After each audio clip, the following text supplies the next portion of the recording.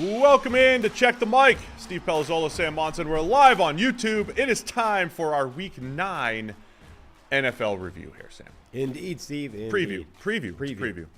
I already screwed up. That's great. -1. We had the guy that sent in our kind of proposal for the podcast grading system, in which you're losing points left, right, and center. Yeah. Actually went to the trouble of grading yesterday's show. In particular, the stuff at the end where we were just randomly talking crap about championships. Yeah. You made up all sorts of stuff. In particular. Yeah, so he sent in, various grades for bits and pieces. Some of which I took issue with, Like, there's no way. I will go to bat for teams in the 1940s and 50s, et cetera, as having won NFL championships, I did, in fact, yesterday. You did. But he was trying to claim that the Bills are a championship team because they won AFL championships. Look, no. That's not an NFL championship. It's not an NFL championship. It's a rival league that didn't count. It's literally Doesn't the count. AFL. As soon as that's why the Super Bowl exists. So we can't have that. I'm not losing grading points like because giving the credit Bills. to who won the USFL in '84. Right. It's like giving them a championship. Yeah, I'm not losing grading points because the Bills are AFL champions a couple of times. You have the picks. Go through the picks leaders and everything too. I got that. I have it here. Yeah. But first, I want to talk about the World Series. Okay. Congrats to the Dodgers. Yeah. And just like I knew. You should cover first. Yeah. What do you think? I mean, Garrett Cole, 5 runs scored because he didn't cover first. Yeah. That's atrocious. It was a joke. It's just awful. That's day one. That is day one stuff. PFPs in spring training. I mean, you know this when you're 9. Go cover first. Right side, get over. Right side, get over.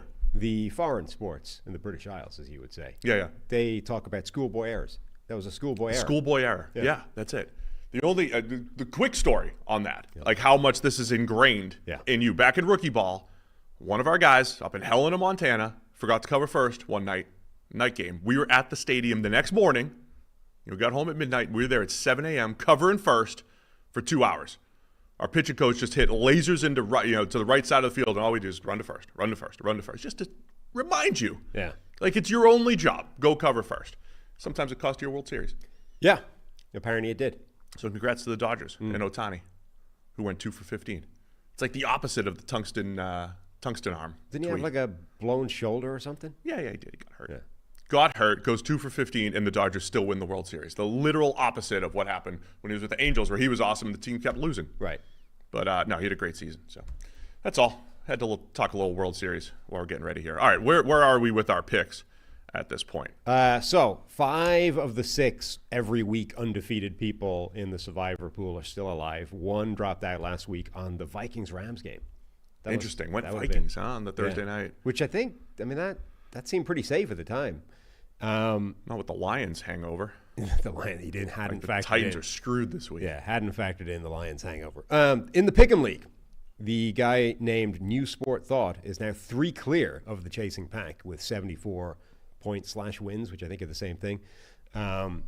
So he's at 74. Closest person is 71. I'm at 65.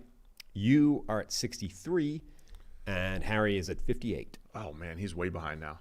Yeah, you had a good week. You had 11. Yeah, I had a really good week this week. Didn't make up much ground on you. Couple games on me. Harry is, I believe Bo Nix is getting better. Harry's getting worse. I mean, that whole bet's going down the way. It's not looking great for Not Harry. looking great at all.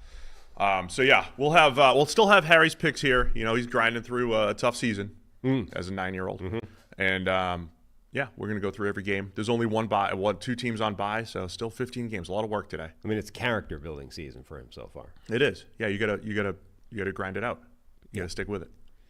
You ready to go? Yeah. It's all brought to you by PrizePicks, by the way. Shout out to PrizePicks. We'll have your lineup unveiled later today. I gave my lineup yesterday. We'll review that as well. But you guys can also download the PrizePicks app today. Use code CheckTheBike. You get $50 instantly when you play $5. All right, let's do it. Detroit Lions at the Green Bay Packers battle for first place in the NFC North. The Lions are favored by 3.5. Yeah. Sometimes NFC Central. NFC Central. Battle for first in the Central. This is Sunday at 4:25. Good spot for this game. Good spot.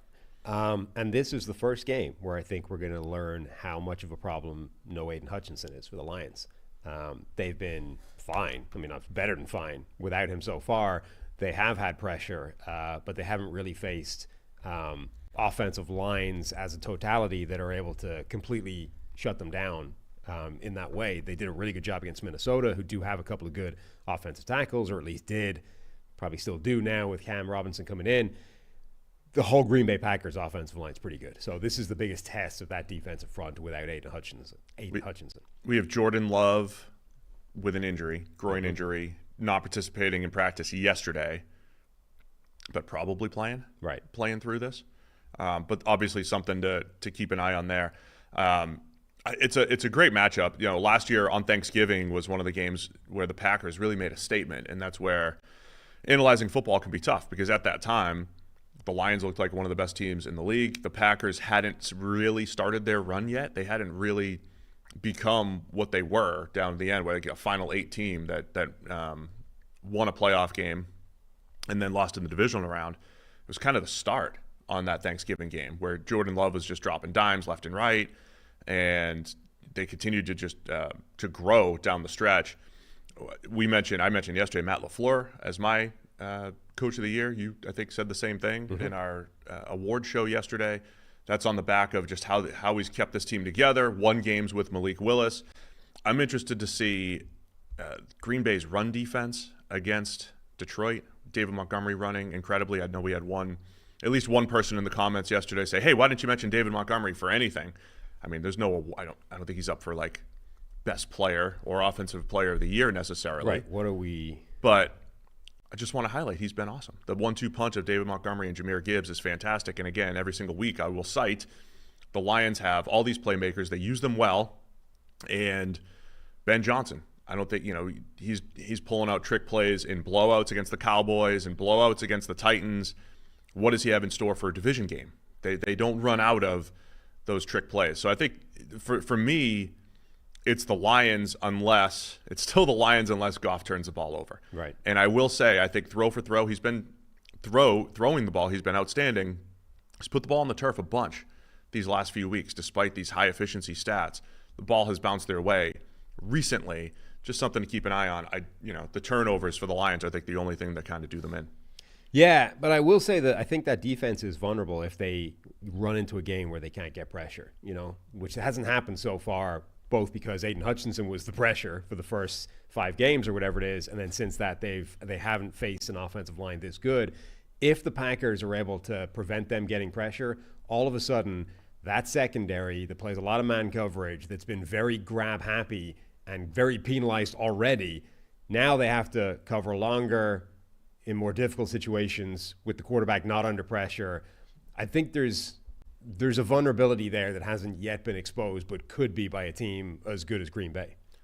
And that obviously puts more pressure on the Lions secondary. We mentioned some of the issues Terrion Arnold has had for the Lions this year, and then all of the Packers receivers. Yeah. And Tucker Kraft working in the middle of the field. By the way, just a player to highlight, year 2 linebacker Jack Campbell, one of the highest graded players per PFF on the Lions this year. Thought last year he looked a little lost. As a rookie, he's been excellent. I mean, I think the linebacker, anytime you're facing a McShay, wow. McShay. I know McShay is a real person, but I was combining McVay and Shanahan all at the same time. Yeah. Landed at Todd McShay. Mm-hmm. The Shanahan derivatives, including LaFleur, the linebackers on a string, right? You've got the play action, the misdirection, you've got all the jet sweep, all the motions that you have to keep an eye on. Lions linebackers are going to be front and center when it comes to that. And I just want to highlight Jack Campbell playing much better as a year 2 linebacker and further justifying the Lions, like those 4 picks in that draft. Jahmyr Gibbs, Brian Branch, Jack Campbell, and Sam Laporta. All outstanding players coming out of that 2023 draft for the Lions. Yeah, I mean, that draft is starting to look like one of those drafts that changes franchises completely. I mean, the Seahawks had one, years ago. The Saints had one. Like, these draft classes. And strangely, I mean, the Giants might have had one last year. You look at all their rookies that are contributing this year. Now, the team stinks, but if all those guys continue to play productively, Malik Neighbors, Tyrone Tracy, Andrew Phillips, Tyler Nubin, the tight end, Theo Johnson. Yeah. Like that, I mean, very early, but that could be one of those draft classes as well. But yeah, this Lions draft class looks ridiculous. Jack Campbell last year was much more athlete than high-end football player, but linebacker's a brutal position to transition into in the NFL these days. This season, he looks a lot better of a player, and he's still a high-end athlete. So, yeah, it could be a really important player for them going forward. Last thing to highlight before we make our picks here, those Lions pass rushes you're talking about. Last week, most rushes, Al-Qadin Muhammad for the Lions had 34 pass rushes on the edge. Isaiah Thomas, James Houston, who really hasn't been good since that 1 year he was good. Trevor Nowaski, Patrick O'Connor. I mean, he's a defensive tackle. Those are the edges. So, yeah, last week, did it matter with the Titans? Not really. Special teams was outstanding. Khalif Raymond, but like they have massive questions here. It feels like they have to be in the market for a veteran edge rusher, right? Like Dan Campbell got people excited because he was kind of cryptic about, we'll see what happens. I mean, but nothing happened this week. He's basically said they'll be looking at it all the time, right? But like Josh Uche goes to the Chiefs. Zadarius Smith apparently wasn't at practice. Everyone's like, he's getting traded. There are players out there. It feels like the Lions probably have to grab one at some point. All right, man, let's make some picks here. The Lions are favored by 3.5 in Green Bay per FanDuel. Mm-hmm. Where are you going with this? Going with the Packers. You are? Yeah. At home, covering that line. Book it. Man. The home underdog thing, I was thinking that, but I'm going to stick with Detroit. I'm just going to keep – listen, I like to compare to last year. I thought they had a few duds, like against Baltimore. There's a few games where they just got beat, but I still think they're going to be the better team. That's why they're favored. Give me the Lions, even on the road. Harry's also going to take the Lions in this one. We should really track like what, in addition to you, me, and Harry, we should have like a running tally of what would happen if you just picked the favorite every week. Like how rudimentary can you make your system and still beat us? Just always take the favorite. Yeah. If you always took the favorite, if you always took the home team, you'll probably win 50% of the time. That's what I'm saying. If you just took the idiot's way of doing it, how much better than us would you be? Chicago Bears at the Arizona Cardinals. The Cardinals are favored by 1.5 here. 4-4 Cardinals going against the 4-3 Bears. Bears with the disappointing loss last week against the Commanders. I usually don't get into the touchy-feely stuff, but you think this was a morale blow? We'll see.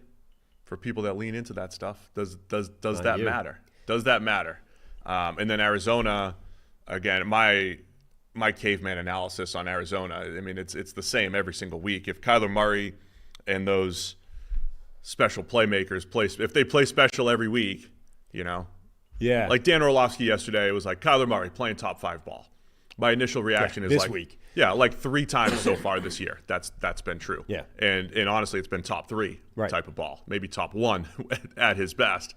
But bottle that up, and can you do it every single week? We haven't seen that consistency from Kyler. So, yeah, I mean, jumping ahead to my pick, I'm going to end up picking the Bears simply because they've done it twice in the last 2 weeks, and there's no way he's putting 3 of them together. It's regression here. Yeah, there's just no way he's stringing 3 of them together on the bounce. On the touchy-feely side, we have Tyreek Stevenson celebrating mid-Hail Mary with the crowd. So was he celebrating or taunting? Taunting. I mean, he's taunting. Not celebrating. He's taunting. I've seen it. There hasn't been a consensus on that.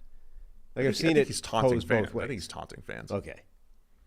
It's just talking smack with fans. I mean, that happens all the time. Players. Sure. Just not during plays. Yeah. Usually not during plays. It is funny how late into the play he was still facing in the wrong direction. And I've seen the point, too, like, well, he still got his hand on the ball. Yeah. Does it actually matter? But it's more it's the optics. It's bad. It is the optics. Yeah. But, like, if he was in a better position, if he was in a better headspace, would he have batted it down instead of back? That type of thing. That's still a fair question. I tend to think actually that part of it probably helped him. The fact that he had 0 time to think about it, like that's probably why he got his hand to it, because it was like, oh no, yeah, and it was just nothing but instinct. It's just that it ended up getting made look even worse by the fact that he's the guy that ends up getting tipped. But like you look at the play, the receivers are on like the 30-yard line, and he's still facing the wrong direction. Like they're full sprint at the 30, and he's still looking at the crowd. It's wild. I wonder, I've seen people calling for him to get benched for that. Does another corner come in this week and Tyreek Stevenson has to suffer? I mean, Anthony Richardson got benched presumably for quitting on a play. Right. Tyreek Stevenson for ignoring half of a play due to lack of awareness. Yeah, didn't quit on it. Simply was unaware it was taking place for a while. I like that you kind of lean to it. It's actually impressive that he got back into it and got his hand on it. Yeah. Good instincts. Maybe that's who he is, just an instinctual player. I think there's You a don't lot. wanna overthink There's a it. lot to that from the cornerback position. The less you think, the better. I mean, I'm not the only person who have had that thought. There was a train of thought for a while that you want essentially the dumbest corners you can find, right? Guys that score in the single digits in the Wonderlic. I want the stupidest player I can find at the cornerback position because that's all instinct then. I don't want him thinking, ever. Just react. Like Woody. Thinking's overrated. Just do.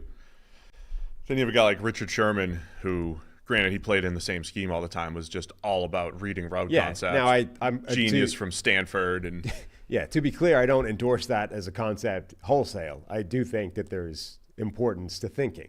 But I do think that a lot of your best plays occur when you have no thinking time and it's just instinct overriding whatever your brain is doing. Woody Johnson's a quarterback.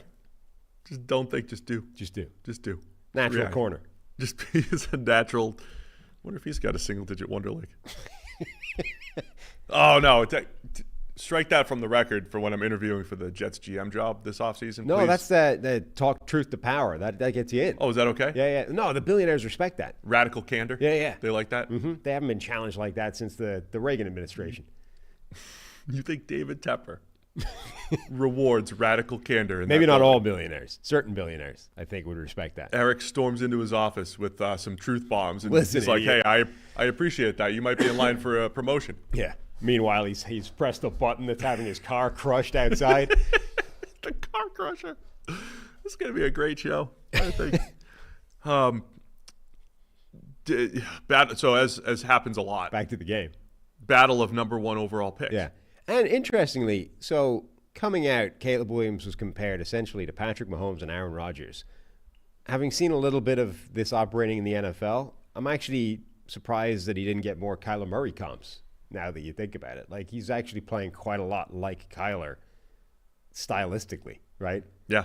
I mean, there's definitely something to that, including, I think, the high end of Caleb Williams, which I don't think has been unlocked yet, but I think the high end might look a lot like what Kyler's does. Yeah. Where, again, I'm not trying to take anything away from Kyler Murray, but like he made 2 or 3 throws last week that may have been the best throws of the week. He doesn't do that every week, but like when he does, it's incredible.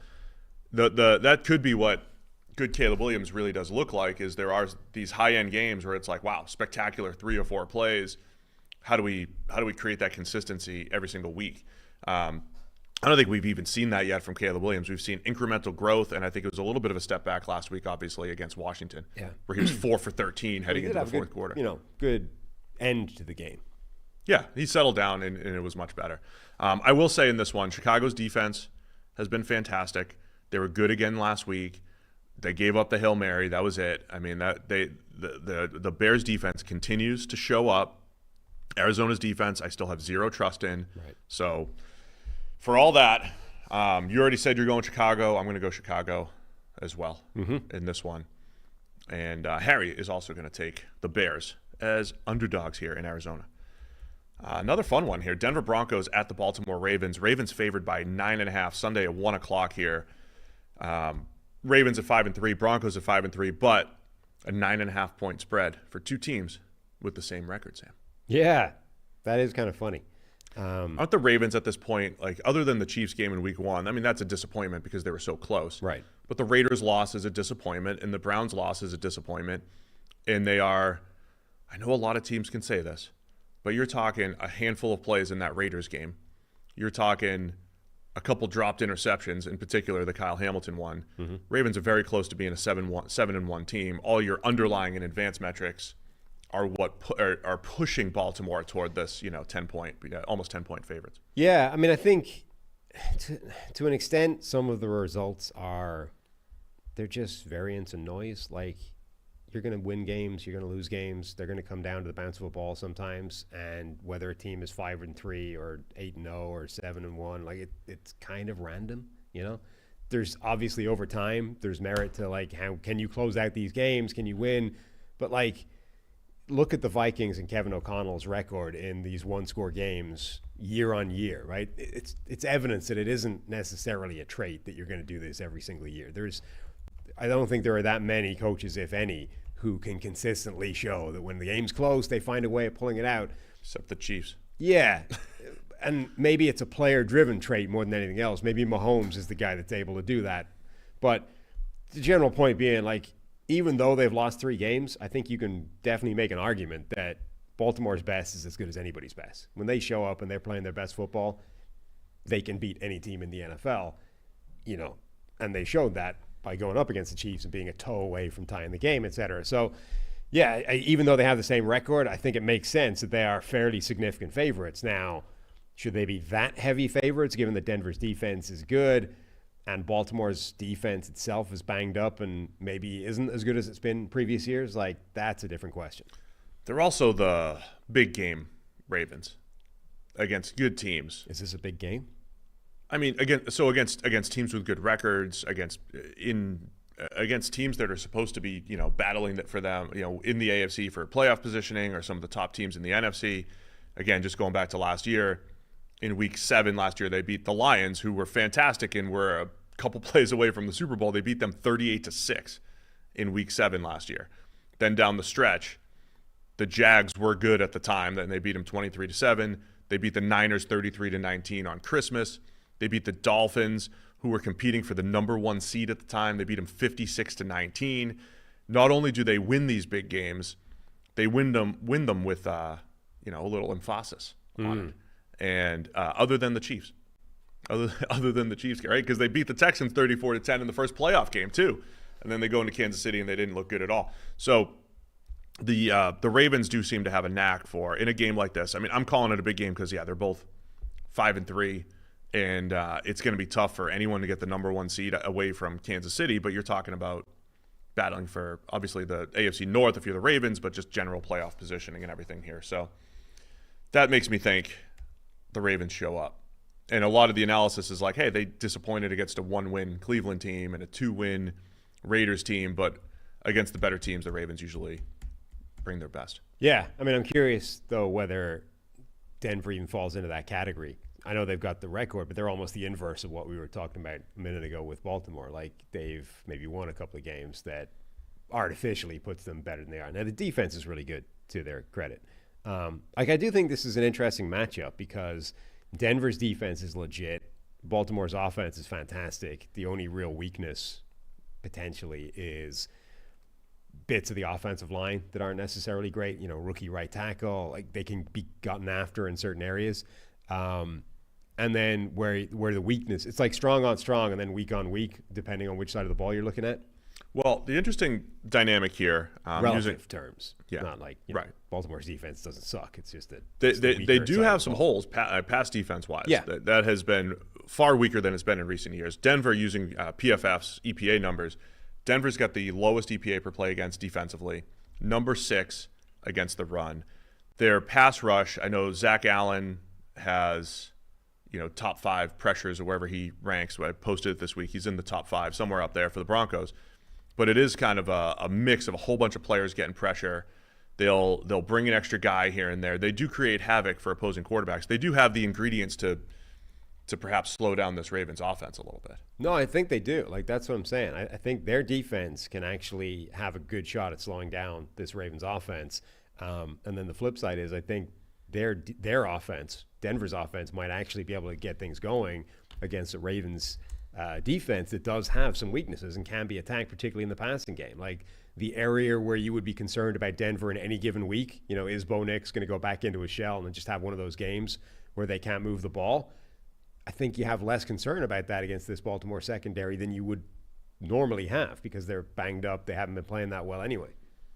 Bo Nix, if you do the, break up the season, 3 out of his first 4 games, PFF grades in the 40s with one good game in there. Last few games, much better. Coming off of his highest graded game, it was against Carolina.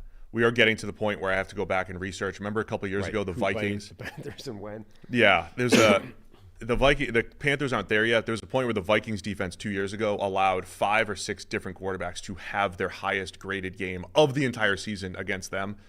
Carolina will probably be there by the end of the year. You go back and say, hey, everybody had their best game against the Panthers. So we'll see if Bo Nix can keep the consistency going. I think he's going to have to make some plays down the field, though, against this Baltimore pass defense.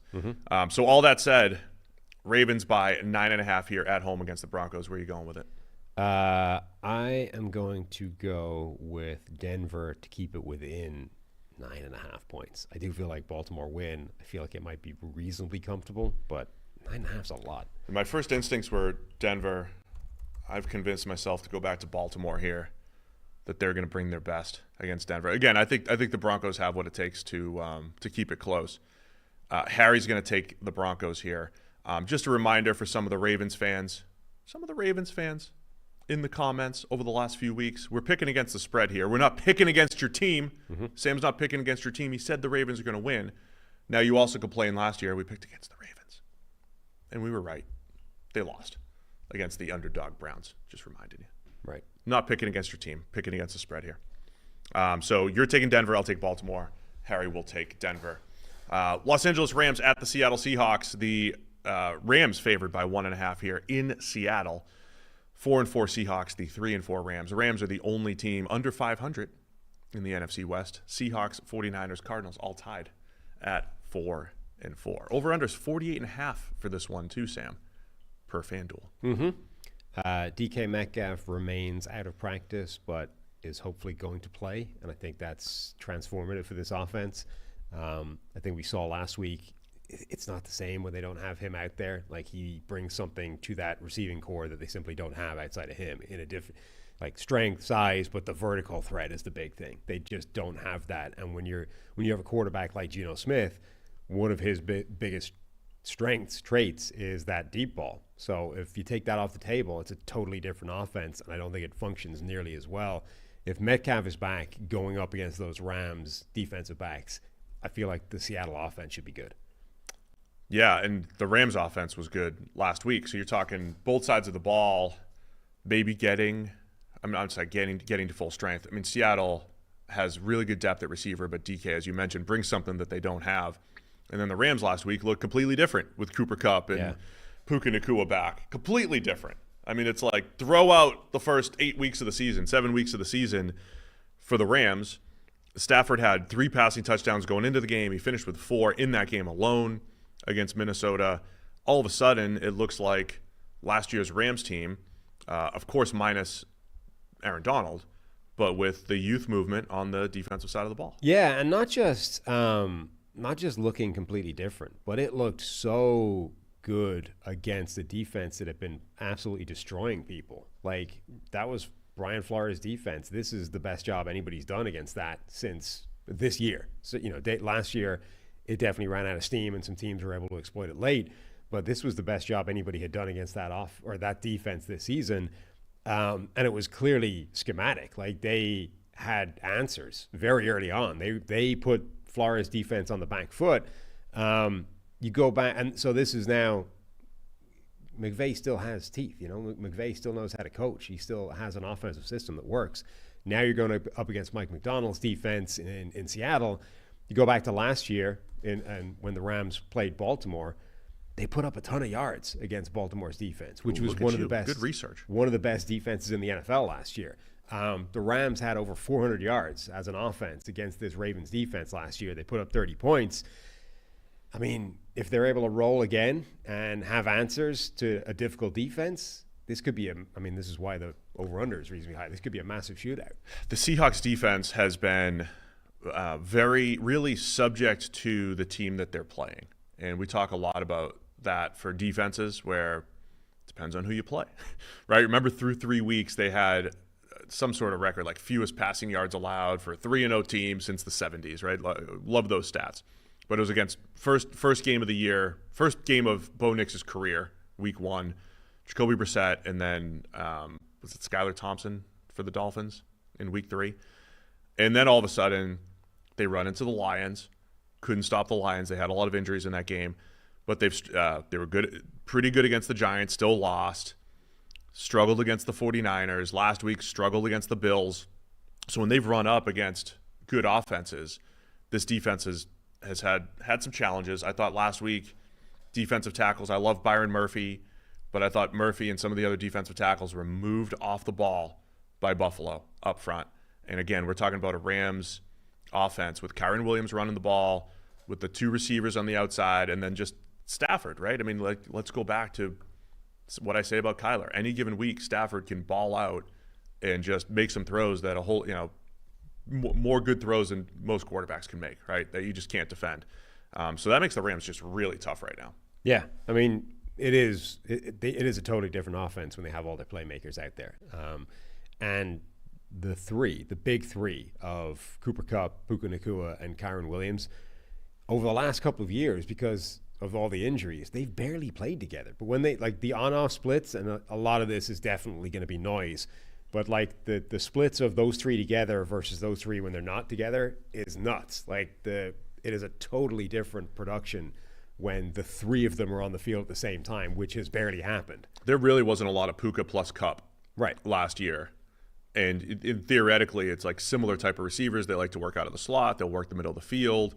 Puka will work outside a little bit more. They'll both get their jet sweeps. They'll get some of their trick plays. But there hasn't been a whole lot of just watching them both interact at the same time and see how they fit into the offense.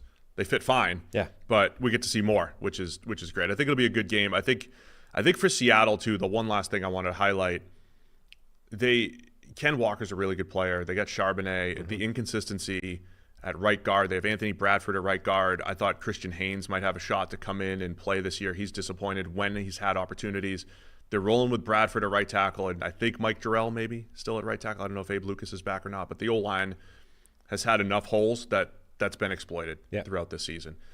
So something to keep an eye on. But when Seattle's run game is going, it does open things up for those receivers. They feel less one-dimensional, and those one-dimensional games are rough for Seattle when they put it all on Geno Smith. Mm-hmm. The offensive line's another thing, I think, that gets helped out a little bit if DK Metcalf is back. Just that confidence Geno will have to put the ball in the air, knowing that DK is there. Geno made a lot of huge plays under pressure early in the season. I think he made up for a lot of the pressure up front. It is very tough to do that consistently week to week. And I don't even think DK Metcalf has played particularly well this season. Like, he's left a lot of plays on the table. So him being back, I think, helps everything, because there's plays you can make, there's plays you can attempt that you're not even taking a shot at without him. But if he can also return and start making some of the plays that he hasn't necessarily made early in the year, I mean, there's a lot of extra room to go for this offense. It just takes the pressure off Tyler Lockett and JSN. Those guys are just working more short, intermediate routes. It just takes a lot of pressure off those guys. All right, so Rams by 1.5 here. Where are you going to go with this? I'll take the Seahawks. I'll also take Seattle. I'll take Seattle, yeah. Harry will also take Seattle. I think I don't want to overrate the one game, but when the Rams are healthy, they are the playoff team from last year, right? They're a better team than Seattle. Yeah. They made the playoffs. They went into last year with Stafford, Donald, Kupp, and a whole bunch of unknowns. The unknowns became knowns pretty quickly, and they became a pretty feisty playoff caliber team, right? I don't want to underrate them, but I'll take the home underdogs in Seattle right now. And then I got to tell you about our friends over at PFF once I get the read up here. The key to winning fantasy leagues or making the right bets, it's all about having the best data, and that's where PFF Plus comes in. With PFF Plus, you're not just getting surface-level stats, you're getting insights that power winning decisions. So from in-depth fantasy projections to market-beating betting angles, PFF Plus has everything you need to stay ahead. Picture having access to player grades, positional matchup charts, and rankings that give you the upper hand on your competition, all backed by PFF's world-class data. So whether you're making a crucial start-sit decision or choosing a side, make sure you're doing it with the best intel out there. Visit pff.com to become a member today. PFF Plus, powering winning decisions. And so that's what I use right now. I have my PFF Plus Premium Stats 2.0 pulled up right now, and it's a huge part of what we do to prepare for our previews, for our reviews, and again, you guys should do the same because we've been doing that for about 15 years now, using that data. All right, man, Monday Night Football. Tampa Bay Bucks at the Kansas City Chiefs. Chiefs favored by 8.5 here. Still undefeated, 7-0 Chiefs going up against the 4-4 Tampa Bay Bucks. Yeah, Shine's really come off the Bucks in the last couple of weeks with no wide receivers. We've completely lost faith in them. That's it, huh? Collectively. We're just Vegas. we have no Vegas faith. is out at 8.5. I was going to wait until, if the Chiefs win this game, but just wanted to highlight something really quick because of the high-level NFL discussions going around here. The NFL's failing people and the development and blah, blah, blah, all this stuff, right? Baker Mayfield was essentially a 500 quarterback. If you want to look at wins and losses, tells a story. Right. 500 quarterback for the Browns. Wasn't anything close for the Panthers or for the Rams, but let's just, for the sake of discussion, 500 quarterback for the Browns. One game under 500, really. And then right now he's one game over 500 as the Bucs starting quarterback. So if they lose this game, he's a 500. He's essentially the same quarterback in the end. Geno Smith's about a 500 quarterback for Seattle. So like all this discussion about the NFL is like failing these first contract quarterbacks, and then they're getting rejuvenated in the next spot. Baker and Geno have kind of landed in the results are right in the middle, right? They're right in the middle of that mid-tier quarterback where a couple of weeks it's like, look at Baker, he's MVP candidate. And then, oh no, you keep throwing the ball to the defense against the Ravens. What are you doing? So you're saying these middle-class quarterbacks are in fact 500 quarterbacks, like the middle class contract and 500. It's all the same. It's all landing at the same place. But Baker in particular, this idea that, the Browns just, they didn't know what to do with him and they didn't develop him and whatever it was.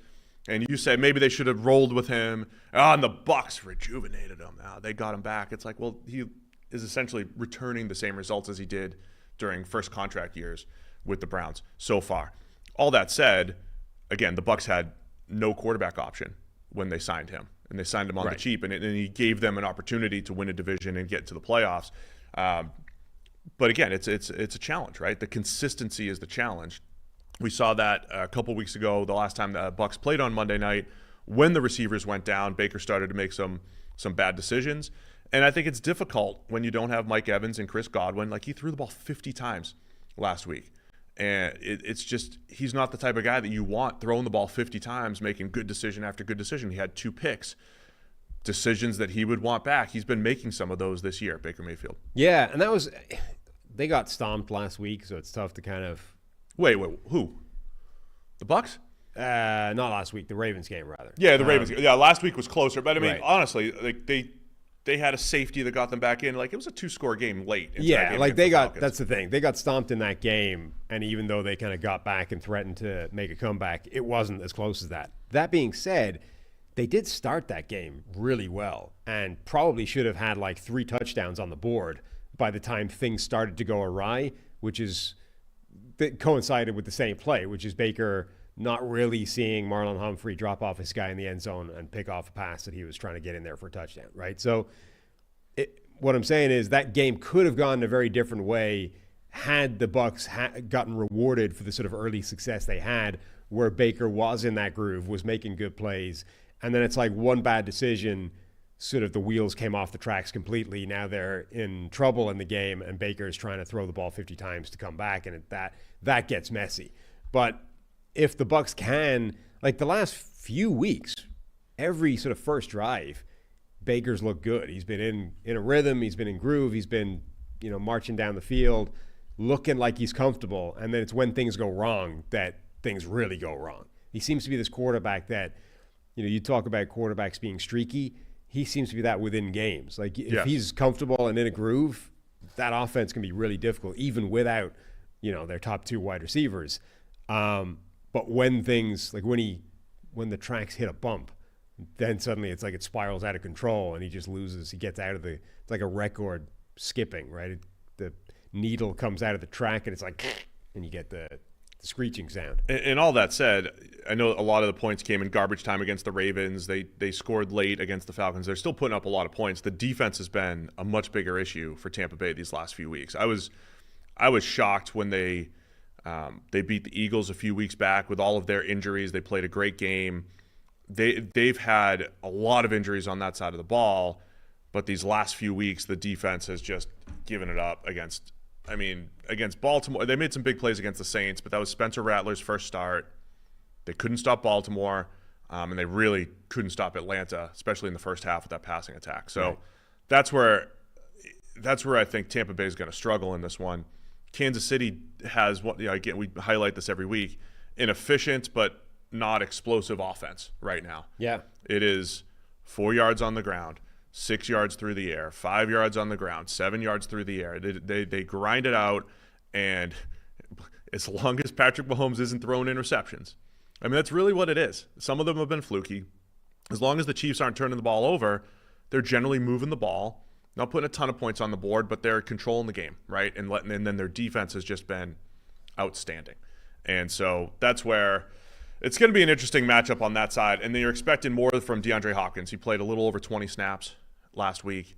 More DeAndre Hopkins, another week of practice with him and Patrick Mahomes. I think the offense in Kansas City will continue to grow as the season goes here. And they have a chance to have a lot of success against the Bucs this week. Definitely. We're starting to integrate DeAndre Hopkins. I think week on week we're going to see that grow and expand and become more impactful. Travis Kelce, I think, is looking more and more like himself as the season progresses. They can still dial up key plays for Xavier Worthy. The pieces are there for that offense to be better than it has been for most of the season.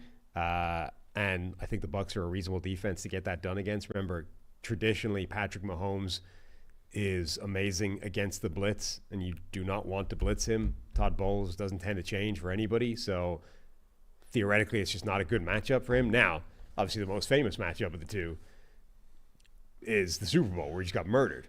Yeah, Mahomes. But so there's two he got games murdered with no offensive line. There's 2 games on either side of that. The first time they played was in the 2020 season, where I think Tyreek Hill had 200 yards in the first quarter. Right. Ridiculous, right?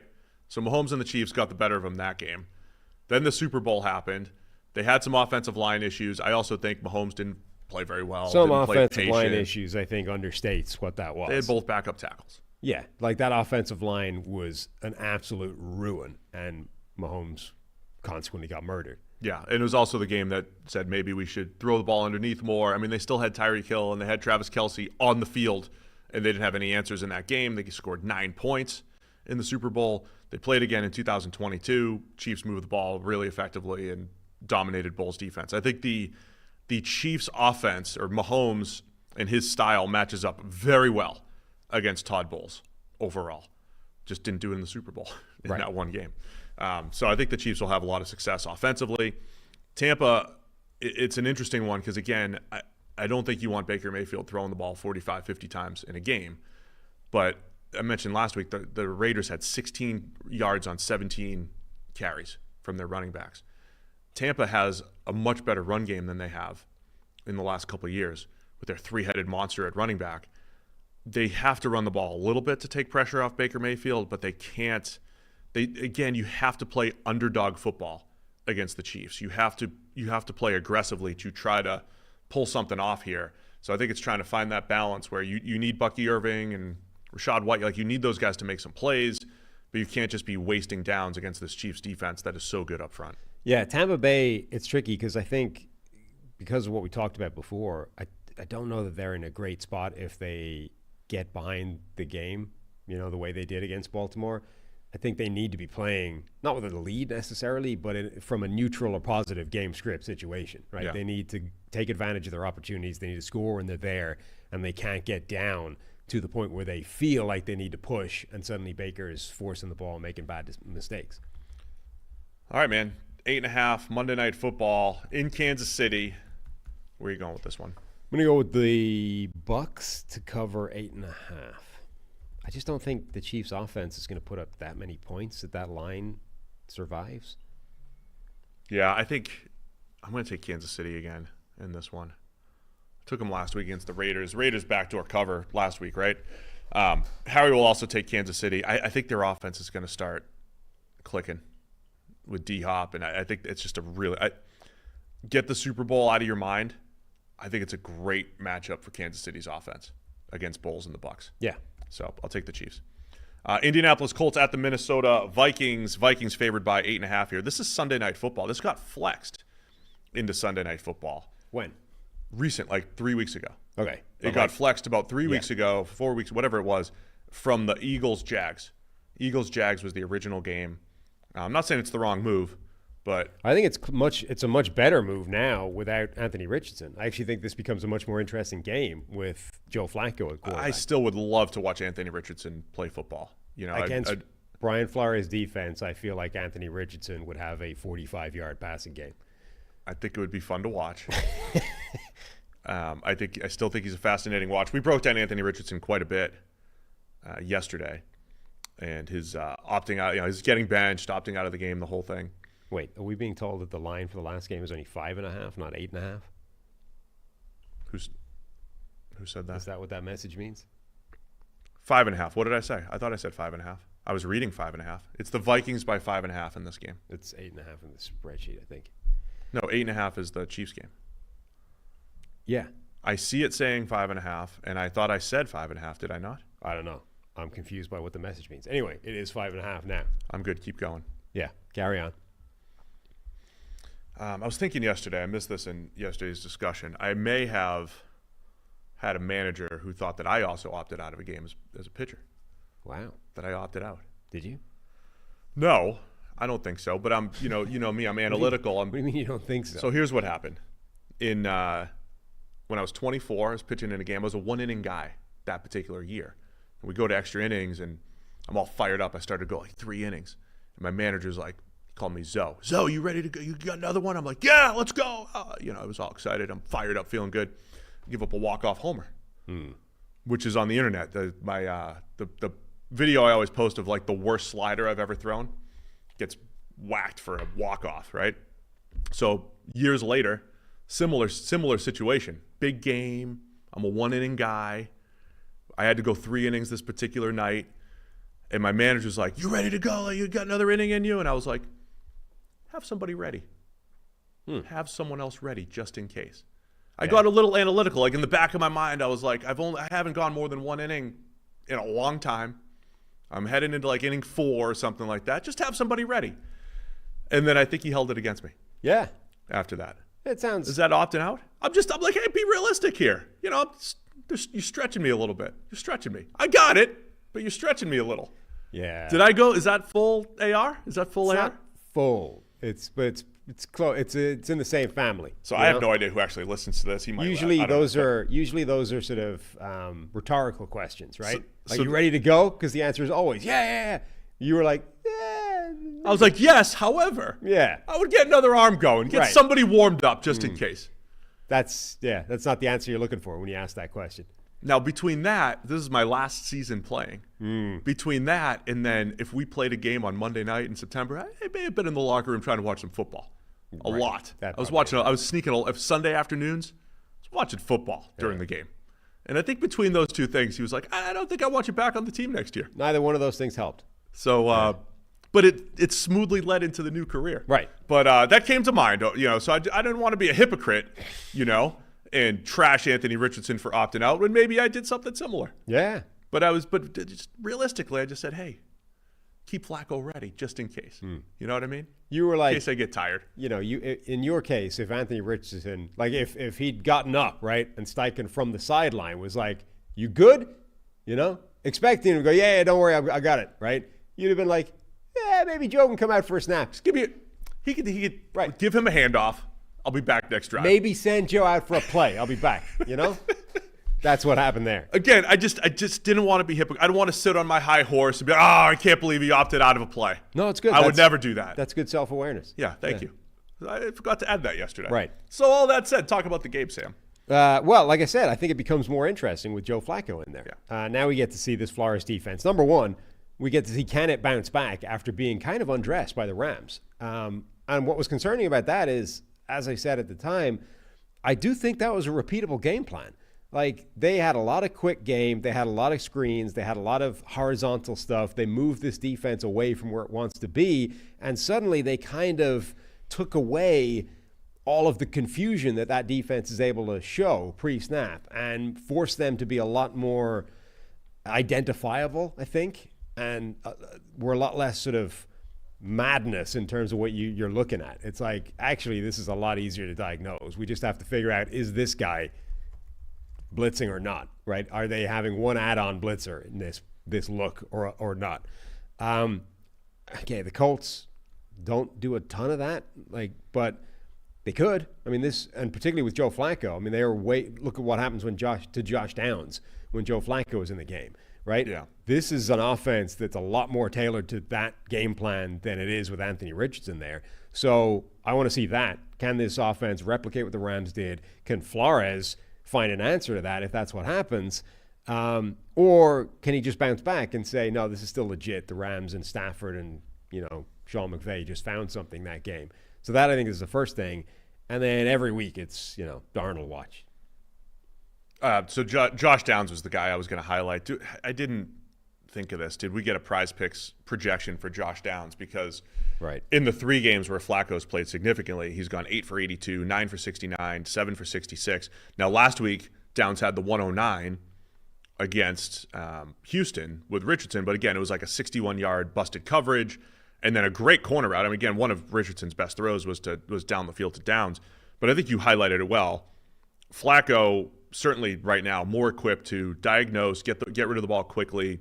Downs has been one of his favorite targets, targeted him about 10 times per game in those 3 games where Flacco played. And so I think they've got some potential answers to Flores in the blitz. I think the run game will be interesting. Again, people are trying to do a lot of without Flacco, Flacco versus Richardson. How good is the offense? I mean, I think the offense has been better with Joe Flacco in there because the other confounding variable is Flacco had, I don't think he had any Jonathan Taylor, right, when he was out there. The run game was far less consistent with Flacco than with Richardson. Richardson has an effect on that. But again, I think the offense has just been more crisp with Joe Flacco. And you can argue the organizational philosophy of a 4-4 team, the Colts here, saying, hey, we want to go make a playoff run with Flacco versus the development of Anthony Richardson. But it's a better team right now. Yeah. And I don't know. I might be past the Darnold watch. Not that like he's good in perpetuity, but, he'll be fine. He'll have some good games. He'll have some bad games. I mean, I think that's the reality of Darnold right now. Now, it'll be interesting if he ends up landing, like I talked about with Baker Mayfield and Geno Smith, if he ends up landing as like a 500 quarterback at the end of the day. The other human element to this is the Vikings are coming off they had 2 losses. They were undefeated. They lost 2 games in 4 days. So sitting here at 5-2, do they get back? It's like a mini bye for them coming off the Thursday. Are they able to get back on track here? It's a big game for them. Yeah, absolutely. I mean, they went from, the one of 2 undefeated teams with Kansas City to their first loss is a real nail biter against Detroit, who might be the other, best team in the NFC. It's like, all right, that's fair enough. I think they had a good account of themselves in that game. They made it really close. But then they lose to the Rams by 10 points in a game they should have won, And that is the one. Not only was that a bad loss just generally, unexpected, but it was also a game that I think far more than the Detroit game exposed that defense and showed teams how to attack it. That, I think, is a much bigger concern for them. It was a bad loss, but also really put some tape out there that I think every other team in the NFL that's facing the Vikings is going to want to use to attack them. So I think that it's a big game for them to not just bounce back and get a win and stop the mini slide, but also to show we have answers to what that tape showed. Cam Robinson, the Vikings just traded for him to play left tackle. He got to play, he plays the Colts often. So it'll feel like an AFC South game for him. I assume he's going to be in and playing. Is he ready to go? If he is, going up against the Colts, Latu, and those other pass rushers, just saw them a few weeks ago. All right, man, 5.5 for the Vikings in this one. Colts.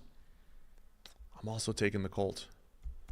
Locker room going to rally around Joe Flacco. Always. Old man Flacco. Harry's taking the Vikings in this one. 5.5, Sunday Night Football. Looking forward to that one. Dallas Cowboys at the Atlanta Falcons, Sunday at 1. Falcons favored by 2.5 here. The 3-4 Cowboys and the 5-3 Atlanta Falcons. Falcons, as we mentioned Sunday, their top competitor in the South are the Bucs. They've swept the Bucs, and they have an official 1-game lead. So it's essentially a 2-game lead over the Bucs right now. And Tampa has that first place schedule.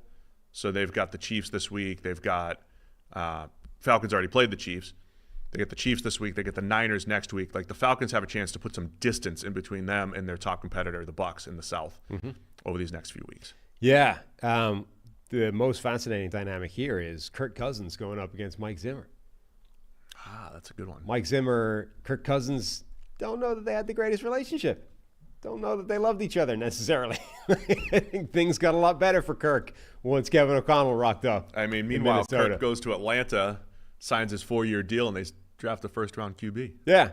But I feel like, I feel like Kurt's going to be motivated to attack this defense, which hasn't exactly been playing particularly well. I just want to highlight, and I don't want to do this too much, but while we're here, going back to the non-game discussions, the high-level QB development discussions, I just want to make sure people aren't being hypocritical here. If you're going to be criticizing the NFL for a lack of QB development and everything, then you can't, on the other hand, criticize the Falcons for drafting Michael Penix Jr. at 8. Correct.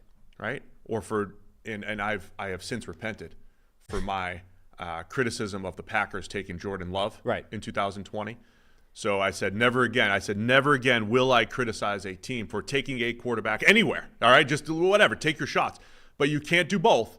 So the Falcons actually, if you believe in quarterback development, hey, the NFL's lacking. Well, then the Falcons are forward thinking by drafting Michael Penix Jr. Well, at that point, your only criticism can be they reached on a guy that shouldn't have been taken that high, which is a different argument, right? But you're right. You cannot. It's who the guy is, right? Yeah. And that was my biggest thing with the Packers. I didn't love Jordan Love at the time, but I don't have any strong QB takes anymore. But you cannot complain that they have taken a guy who they plan to sit for 2 years. You cannot complain that they drafted a guy that high to sit for 2 years. Can't do both, right? Because these are all reasons for actually they believe that he's the guy, and in 2 years' time they look like geniuses because he's the next Jordan Love, Aaron Rodgers, whatever.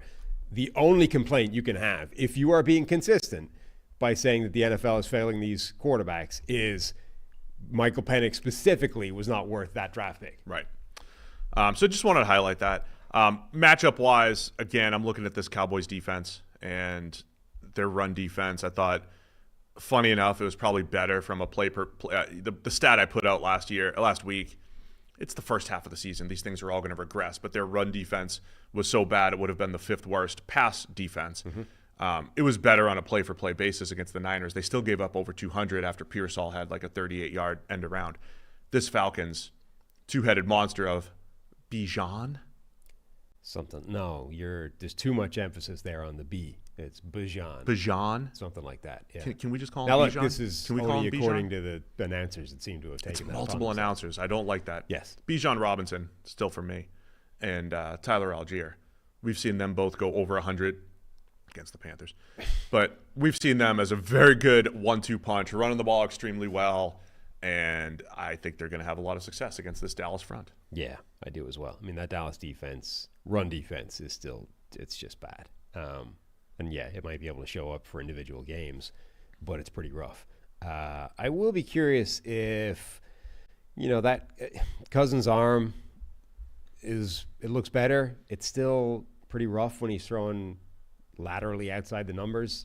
Those are the kinds of plays that if you leave one of those slightly inside, I wonder if Trayvon Diggs can snag one, like really go out there and sell out and try and pick one off. That's the way the Dallas defense could try and swing this in their direction. Is I think they'll probably give up quite a lot on the ground. I think generally they'll give up quite a lot just across the board. You can get that back quite a lot if you're able to turn the ball over a couple of times. So if Diggs is able to just sell out and really try and go after Kirk Cousins, that would be interesting. This stretch of games, it's already started for Dallas, but here's the continuation. They played Detroit 2 weeks ago, or before their bye, played Detroit, played San Francisco, 2 tough games.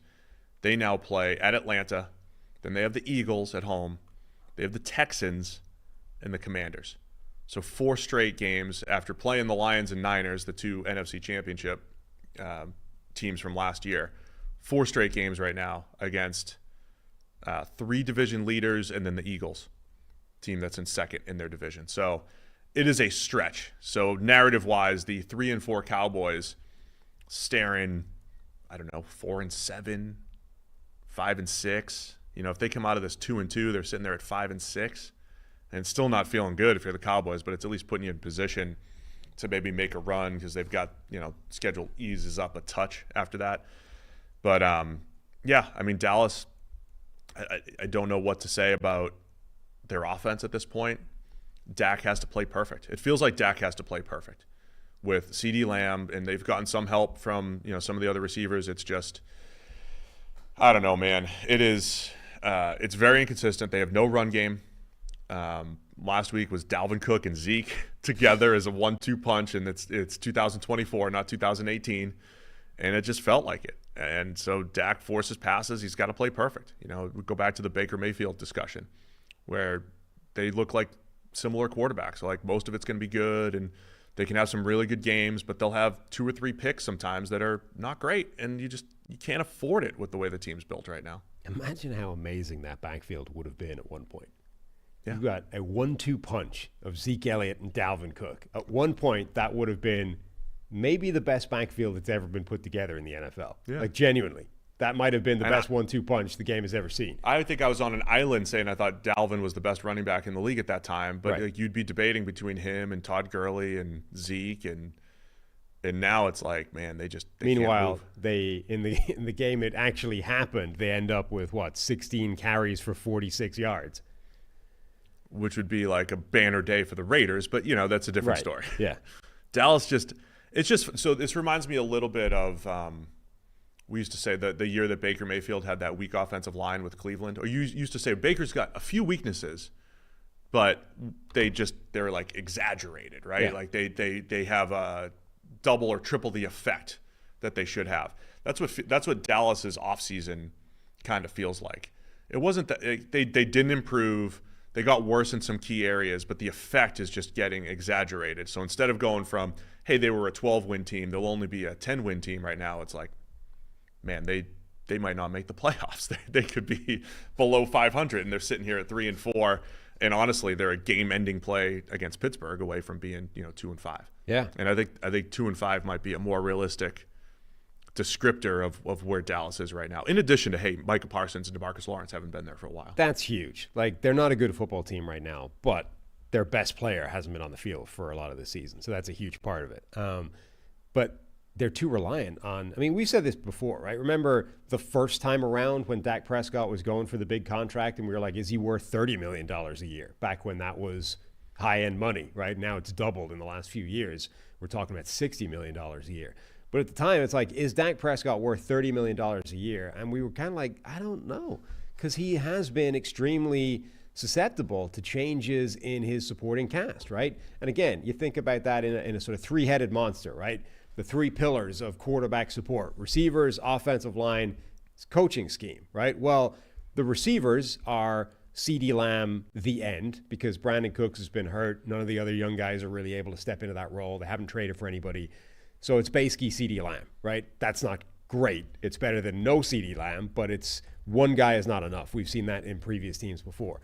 The offensive line is a shadow of its former self. The young guys, particularly Tyler Guyton, Cooper Beebe's actually been solid, but Terrence Steele is not what he was before injury. Tyler Guyton is a weakness on the left side, and the interior isn't as strong as it's been in the past. So the offensive line isn't as good. And then 3, all these people that watch film are like, this offense is stale. It's just not cutting edge. It's not a modern system. It's too stuck in the past, which has been a criticism of Mike McCarthy's offense for like a decade at this point, right? So this offense is maybe a decade out of date. So that's 3. All 3 pillars of this support system for Dak Prescott are worse than they have been in the past, which is going to affect his play. And then you go from a guy who last season was arguably the MVP in terms of performance to this year he's just not in the same ballpark. And now you're paying him $60+ million a year because you dragged it all out for the media and you had to pay him what he wants, and you're in a tough spot. They've done this to themselves, but they're in a tough spot. Yeah, we highlighted that the other day. Turnover-worthy plays, interceptions for Dak, they're up. Again, I think a lot of that's situational. I think that'll happen a lot in this game too. Weekly obligation to highlight the weak Falcons pass rush. It's one of the worst. I think Dallas has a chance to at least get the ball down the field, create some big plays. I think they're going to have a tough time stopping the Falcons, though, as well. So Falcons by 2.5 in this one. Where am I going? Atlanta. You got Atlanta from what I'm seeing. I'll also take Atlanta, and Harry will also take the Falcons to cover. And the Cowboys, I used to hate people who only cared about the Cowboys. I just think it's an interesting team building story, not just because they're Dallas. And this next 4 weeks is going to be massive for a 3-4 team facing all those good teams. Washington Commanders at the New York Giants. Commanders favored by 3.5, coming off the Hail Mary. Is there like a special name for this Hail Mary? Yeah, they were calling it the the miracle in the miracle in Maryland, or no, there was some who's in charge Hail of Maryland or something. I don't know. There was a thing. I feel like Tyreek Stevenson needs to be a part of this whole thing. Yeah, there was a name for this one. Damn it, what was it? Well, they're 6-2, and the Giants are 2-6. Rematch from Week 2, the 18-15 win for the Commanders. Little did we know at the time, it just looked like the miracle in Landover. It's kind of weak. Yeah, sure. Little did we know at the time the Commanders were going to be as good as they are. It was like, oh, a nice little 18-15 win. You know, some red zone problems. They settled for 6 field goals instead of putting the ball into the end zone.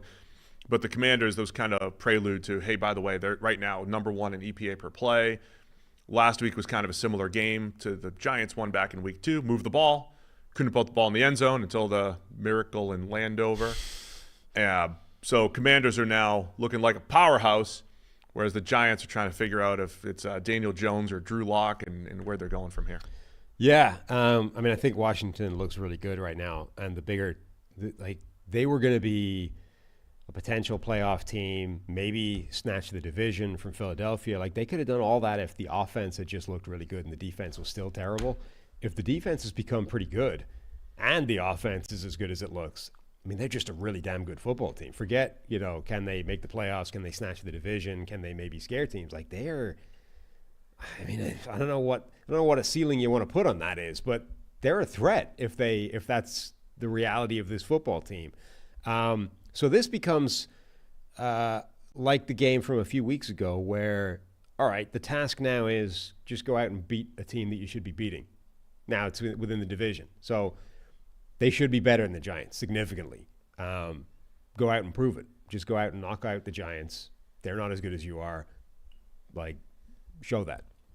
Yeah, I mean, look, I'm with you on the Commanders' defense. That I haven't trusted their pass there. So what has happened in recent weeks? Because I know that they had games earlier in the year. They beat the Cardinals 42-14, Browns 34-13. But again, the Browns were historically bad passing attack. Anyway, they still gave up 30 against the Ravens. But again, I thought they hung tough given where the Ravens are as a team. I thought the Commanders shut down the Panthers, and they pretty much shut down the Bears offense last week as well. And so they'll have a good opportunity against the Giants this week. They get the Steelers next week. You're right. If this Commanders defense is rounding into form with one of the most efficient offenses in the league, they are dangerous. I know Chicago's offensive line is not the best group in the world, but can you explain Johnny Newton's season to me? Johnny Newton, I basically haven't noticed him this season, right? Up until last week, where he had a 90.9 PFF pass rushing grade and 7 pressures. 7 pressures accounts, he has 7 pressures last week. He has 9 on the season, right? And it's not like he hasn't been playing. He has 175 total snaps through 8 weeks. So his PFF grades on a game level, 39.5, 59.9, 35.3, 52.4, 37.5, 33.8, and then last week, 89.2. What? Even though I liked Johnny Newton coming out, I have to give the same analysis as a guy, Trayvon Walker. It's an easy narrative to think, well, he turned a corner, and it'll all be good from here. But you still got to wait and see. So there's not a great, players have games like that. But he was a disruptive player. I mean, he's still like kind of light. He has anchor issues at the point of attack, but he could be disruptive. And if he's starting to round into form, it's huge for Washington. He went from being basically completely anonymous for the first 7 weeks of the season to he's one of the most impactful players on this defense in this game. He also, he had those types of games at Illinois, right, where it's like run game, pass game, forced fumbles, 9 pressures. I mean, he just wreaks havoc. Yeah. It would be huge for Washington because, again, I mean, the reason why I said Jaden Daniels MVP yesterday with Lamar, but I picked Daniels, and somebody brought up, hey, well, maybe it's because of priors. It's not because of priors. Like, it's not even a prior. It's just a fact. This team has not been close to contention for years. Last year, they had a fire sale on their defensive line. They got rid of Chase Young. They got rid of Montez Sweat. Jonathan Allen, the three-headed monster now, Allen's out for the season. Like, all of those things are true. They have one of the worst on-paper defensive lines in the NFL, kind of stitched it together with a whole bunch of, Bobby Wagner's and Frankie Louvu on the back end. They shouldn't be good. But they are. And Daniels and this offense are carrying them, and now it's given time for Dan Quinn in the defense to catch up. And so look, there's still a lot to learn about the Commanders. I don't think this week's one of them. I'm with you. Like they should go dominate a Giants team that's trying to figure things out. I think the Giants have been more competitive, closer, but the Commanders look like a much better team right now. Yep. But it's in New York, so we'll see. Or in New Jersey. Anything on the Giants? Dexter Lawrence watch again. You can always just run Lawrence is incredible. The Giants. Look, really quick, but they were Malik Neighbors drop away from winning the first game. Yeah. In Washington. Malik Neighbors in Landover. The guy's timed up some really unfortunate key drops. Outside of being amazing, because he's targeted so much. Yeah, but he times them badly. Like they seem to have all come in sort of key drives late in the game. The Giants, I was surprised how functional that offense was last week against the Steelers, who have arguably the best pass rush in the NFL up front. They actually were able to get by without Andrew Thomas, a left tackle. Washington doesn't have edge rushers still. So this actually is a sneaky game for that offense to be okay. Again, skill position-wise, just those rookies, like the combination of Malik Neighbors and Theo Johnson and Tyrone Tracy, who's in the concussion protocol, so we don't know if he's going to be playing. But if those guys are all in the field, there's actually quite a lot of playmaking ability there. Yeah, Giants. The question is just can they, is the offensive line going to give them the ability to make use of those playmakers? In a lot of games, I would say probably not. In this game, maybe.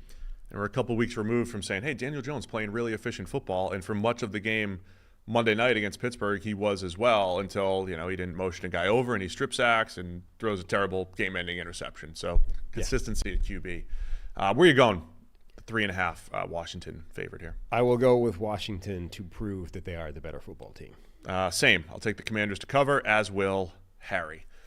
All right, it's PrizePicks time. We got your lineup here. We'll review my lineup from yesterday as well. But as always, you can download the PrizePicks app today. Use code CheckTheMic. You get $50 instantly when you play.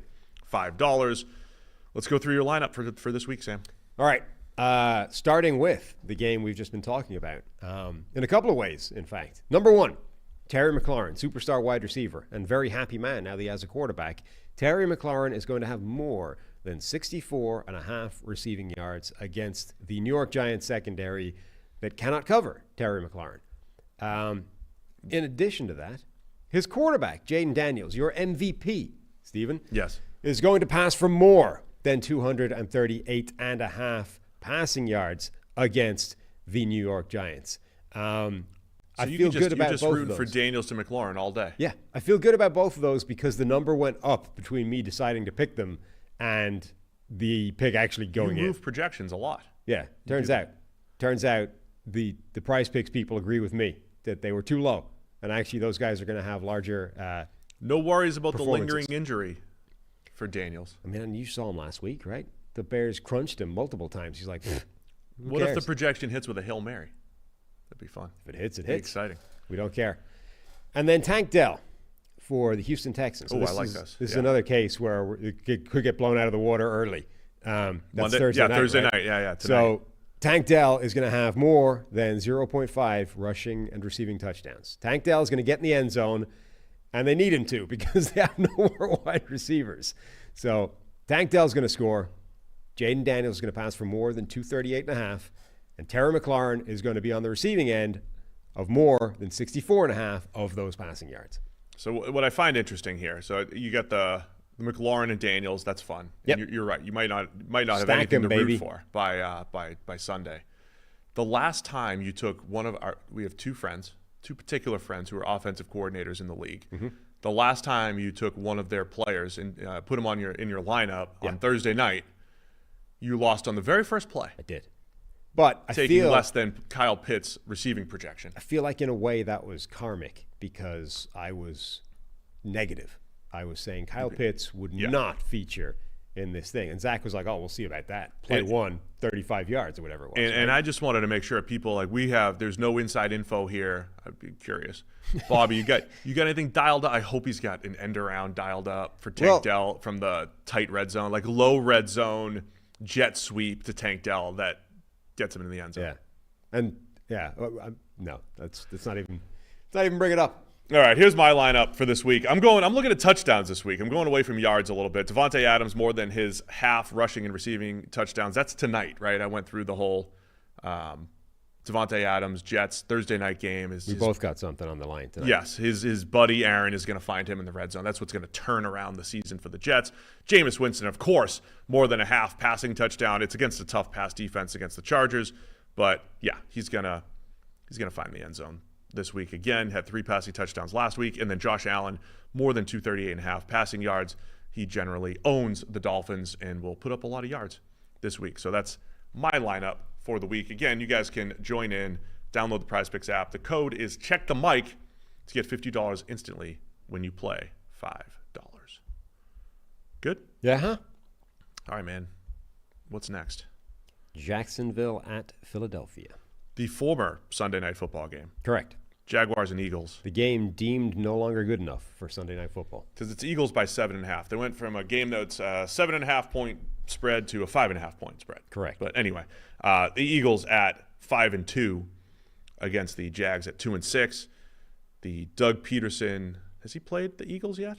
Doug Peterson against the Eagles? He must have, right? I don't think he has. I think the Jags and Eagles played a rain game a couple years ago when it was, I want to say it was still Urban, but I don't know. Good research by me. Yeah, nice. Doug Peterson, Super Bowl champion, going up against his former team here. I forgot when we were talking about the Anthony Richardson thing, and I forget what the actual stat was. I think it was the worst completion rate in a rookie season, I think was the stat. And the list of quarterbacks is basically a list of terrible NFL quarterbacks and then unique freak show quarterbacks that pulled it out of the fire, right? So Josh Allen. You mentioned that yesterday. Yeah. But what I think I forgot is that the third quarterback in the list of freak shows that turned it around was Jalen Hurts. So was it like over their first X number of games or something? I think it was rookie season, but it might have been X number of starts to begin the career, whatever it was. The point being, the 2 guys that became good after that were Cam Newton, Josh Allen, and then Jalen Hurts was the third guy that I'd forgotten about. Hurts was an interesting eval, and he's playing much better these last couple weeks. You and I tend to lean on the throw-for-throw analysis and certainly like to look at turnover-worthy plays where there's some luck. Do you remember the first 4 games of Jalen Hurts? He had something like 10 or 11 turnover-worthy plays, right. Got away with a lot of them. But you also saw the general elevation of the Eagles' offense. Yeah. They went from a very stagnant offense with Carson Wentz at the time to Jalen Hurts. You know, they started scoring 28, 30 points a game. And even though Hurts' throw-for-throw wasn't great, you just saw it'd be a much better offense. Yeah, I mean, as a rookie. And sometimes I think that matters. You know what I mean? I think that does actually matter in the analysis. As a rookie, he completed 52% of his passes. Yeah. And to be fair, he only really started 4 games. The last 4 games, yeah. But they were putting points on the board, and he was, picking up yards on the ground, and they were better, even though it was kind of ugly from a throw-by-throw standpoint for Hurts. Yeah. And early in the year, it kind of was with Hurts. He had, a lot of turnover-worthy plays early. He's playing much better football these last couple weeks. Which, by the way, corresponds with all of his good players coming back into the offense. It does. This is relevant, right? It's not. It's hard because on the one hand, it's like every quarterback in the NFL is susceptible to these same changes, right? These are the pillars that we talked about of quarterback support. When your good players are there as receivers, it makes your life easier, and of course, you're going to play better. On the other hand, it is also true that like truly elite transcendent quarterbacks can offset that to some degree. But I think it's fine to acknowledge that most quarterbacks are vulnerable to this, right? When you take away most of their best players, they're not going to look as good. It's just reality. I mean, even Tom Brady, once he ran out of receivers finally in New England, everything looked bad. The receiving core looked bad, Brady looked bad, the offensive line looked bad, all because nobody was getting open because he had finally tapped out and had nobody. And that happens to everybody. Speaking of having nobody, Trevor Lawrence rolling out there with nobody this week. Nobody. Brian Thomas Jr. injured. Christian Kirk injured. Cam Robinson traded. I know they've got Walker Little, who's been okay as his backup. But yeah, the receiving core for Jacksonville, they're going to have some issues. And by the way, I completely agree with you on Philly. I have high expectations for Philly because when they're all healthy, man, like A.J. Brown, any given game can go for 120 yards and 2 scores. And I don't think they've even had all of them healthy yet. Like Dallas Goedert was out, right? So they've gotten A.J. Brown, Devontae Smith back. Saquon's been there the whole time, but I don't think they've got Goddard back at the same time. Like they still have, it still hasn't been the totality of the Eagles offense that we've expected it to be. Now, look, that's true for most teams in the NFL at this point. Almost nobody has had their entire starting lineup that they want. So, to an extent, this is just the NFL. Deal with it. But it does mean that there's room for this offense to continue to get better. It does. And again, we've got a history of when those guys are out there, they can put a lot of points on the board. And I think, our running back analysis, Saquon Barkley, Derrick Henry, this is one of those times where it's like, hey, when you put these guys on these good teams, they're going to feel like bigger impact players. Saquon Barkley has been an impact player this year. He creates big plays to complement what they have from the pass game. So, I think Philly has a chance to go on this run where they remind you of what they were in 2022.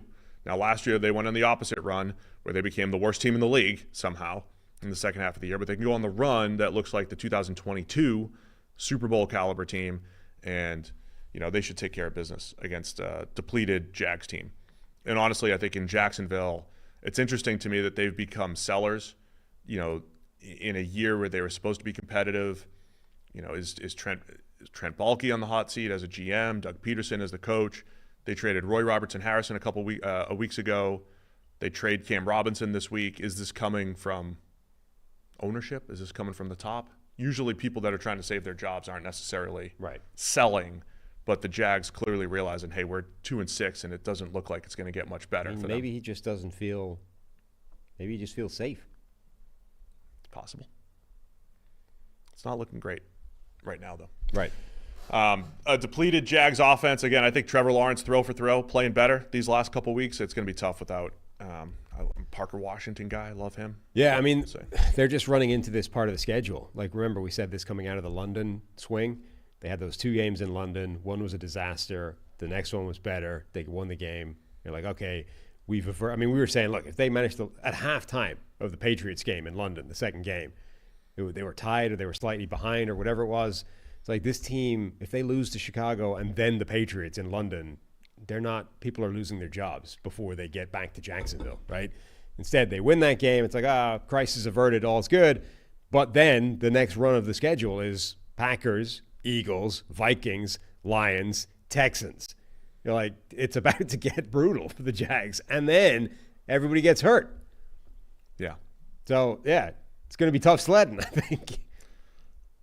I just want to pull up their schedule really quick, and we can make some picks. Jags have the Eagles this week. I could see them losing every one of those games. The Green Bay 1, 2, 3, 4, Eagles, 5 Vikings. straight. Wow, they're just running through the NFC here. Yeah. Eagles, Vikings, Lions, Texans. Yeah, I could see them losing 5 straight before they go on the road to Tennessee. And then after that, it's Tennessee, the Jets, Raiders, Titans, Colts. Colts might not have a winning record by then. They might finish against 5 teams without a winning record, but right now they've got 4 more teams that are either in first or second in their respective divisions or have winning records. Could be a tough stretch here for the Jags. That's why I got flexed out of Sunday Night Football. Eagles by 7.5. What you got here? Sunday at 4:05. I'm going to go with the Eagles covering that. Yeah, I'm going to do it too. They just wrecked Cincinnati at the end of the day on the road, at least in the second half. I'll take the Eagles to cover the 7.5. Miami Dolphins at the Buffalo Bills. Bills favored by 5.5 in Buffalo. Does this clinch the AFC East? Every week it'll be AFC East clinch watch. It's got to be close for the Bills. Like literally, they're like a couple weeks away from clinching the East here. I mean, that's a 4-game lead in the division. This was supposed to be. I think coming into the season, we would say both North divisions, AFC and NFC North, were going to be the most competitive, and then probably the East. Right? We would think.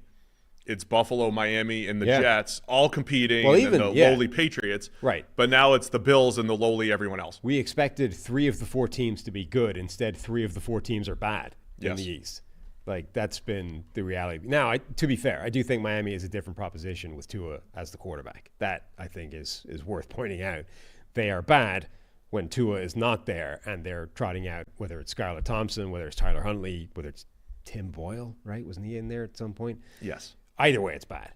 They are different when Tua is the quarterback. The Kevin Jarvis of football, as I astutely pointed out a few weeks ago. Yeah.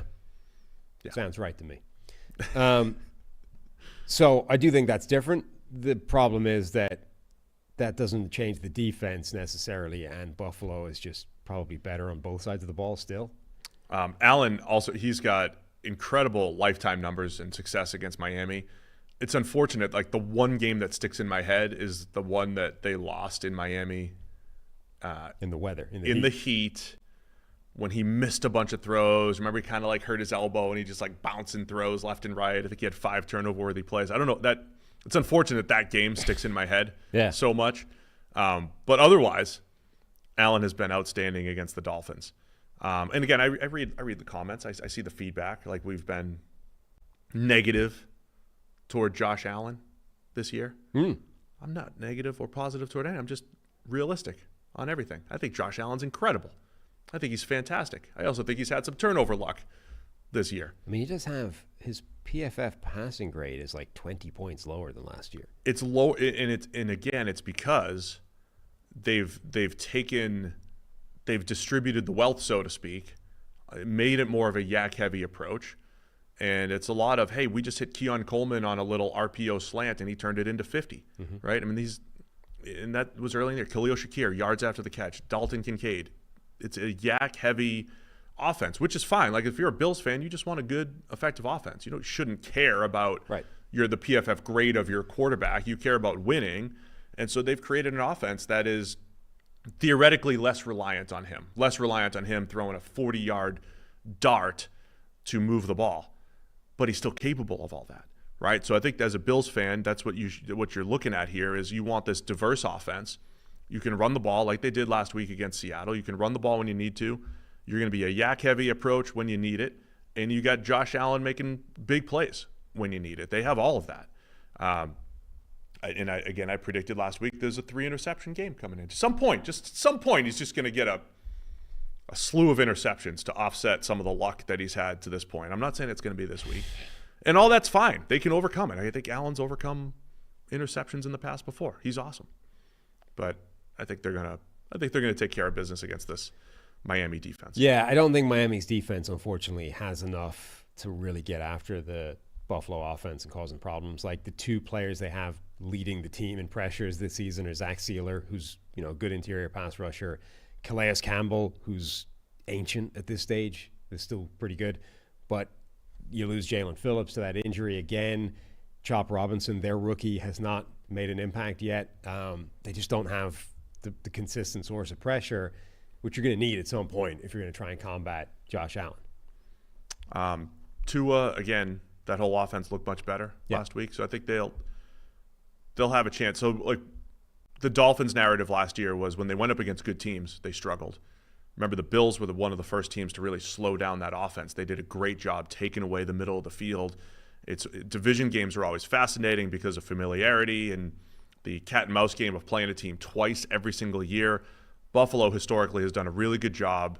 Think about that play action, little hook route right behind the linebackers that Tua will hit like 3, 4, 5 times a game. Buffalo would take that away, kind of force him to throw the ball outside the numbers a little bit more.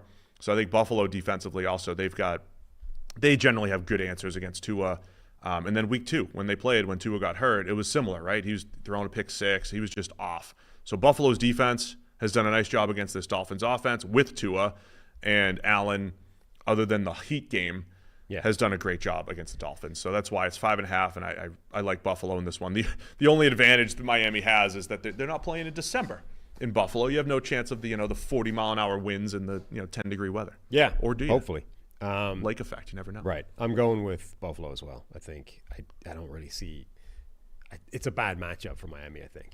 Me as well. Take Buffalo because Josh Allen's awesome. I got a jersey. I have a Josh Allen jersey. You do? Yeah. I will say the MVP race that I hate. Yes. What's his touchdown to interception ratio? Like 12-1 or whatever it is. 14-1. 14-1. Like that stuff. And here's how consistent I am. And the one interception was not him. Mahomes was like 20-1 a couple years ago with like 10 turnover-worthy plays. I'm like, stop using those stupid numbers. It's just dumb. But at the end of the day, it's going to work. Like, nobody's going to remember. Nobody cares. See, this at the end of the day, you and all your other voters, Allen's going to be like 30 touchdowns and 4 picks. Yeah. Oh, what a great ratio. What a great year. And he's going to win MVP. And this is how you do it. You selectively use the information, right? So he's got 14 touchdowns, 1 interception. It's not and even the on one him. interception wasn't his fault. It's not his fault. Right? It's Amari Cooper's fault. So he's been perfect. He's been perfect. He should have 0 interceptions. That's what I'm saying. No other passes should have been picked. Nope. That's it. It's going to be 38 degrees in this game. Oh, it is cold. Oh, Chilly. So the line should be 10. And overcast clouds. We need to CBS. know what's Tua's wit without 40 degrees splits. 40? Yeah. No, it's usually, I wonder what the cutoff is. It's usually in the 30s, right? So, yeah, it could be. All right. It's Jameis time. Every week, we'll announce it as Jameis time. Chargers at the Browns. A mighty roar from the crowd. Like just a pep in Tyler's step. Tyler's mood has just gone through the roof with the transition from Deshaun Watson to Jameis. Completely like different human.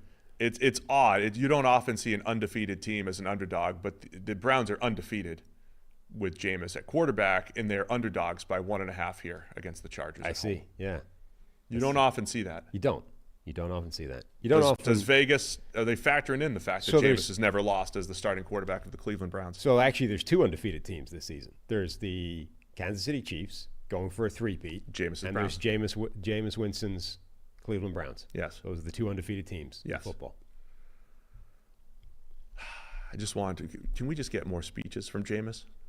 Can we just get more? I mean, that's all I care about. I kind of feel like his speeches are overrated. Now, admittedly, transitioning from Jesus to his offensive line to Eminem in the space of 30 seconds, that was pretty good. I mean, they'll be overrated quickly the same way like the first time Ray Lewis did his little preachy stuff. It's like, whoa, look at Ray. And then it's like, you're still doing this every single week? So, yeah. No. And then you started doing it on Monday Night Countdown. Like, all right, that's too much. Yeah, but Ray Lewis at least Ray Lewis brings some gravitas to those. Jameis, it's just... What? Jameis is a national champion. It's just kind of silly. It's a national champion. Yeah. I think Jameis is hilarious in a variety of ways. I just don't think that his speeches necessarily are amongst the top tier Jameis content.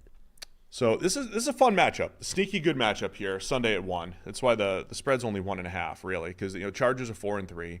You had Herbert probably playing the best ball of his season the last 3 weeks. Yeah, throw for throw, throwing better when they've needed him more. And then from a Cleveland perspective, historically bad offense that every time you take Deshaun Watson out of it becomes a good team. They become fine.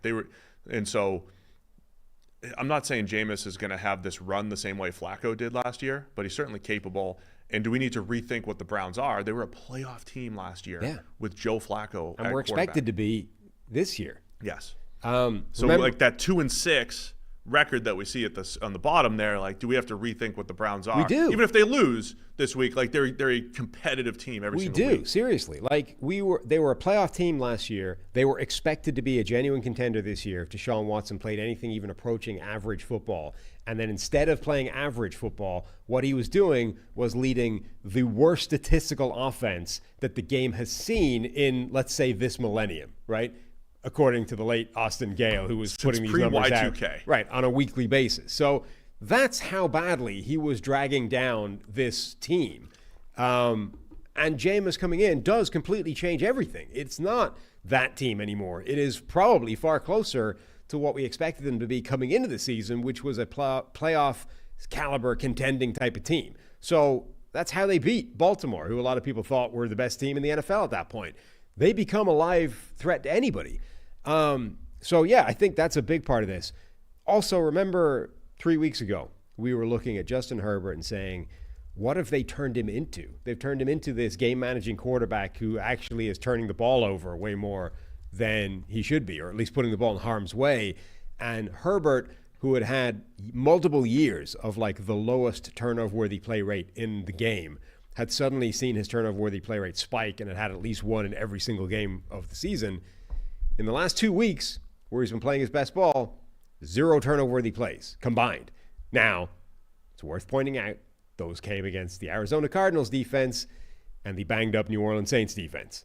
That's a factor, but still, in the last 2 weeks, Herbert has gone from this actually is not what we were expecting to suddenly this is exactly what we were expecting. I feel like that's happened way more this year.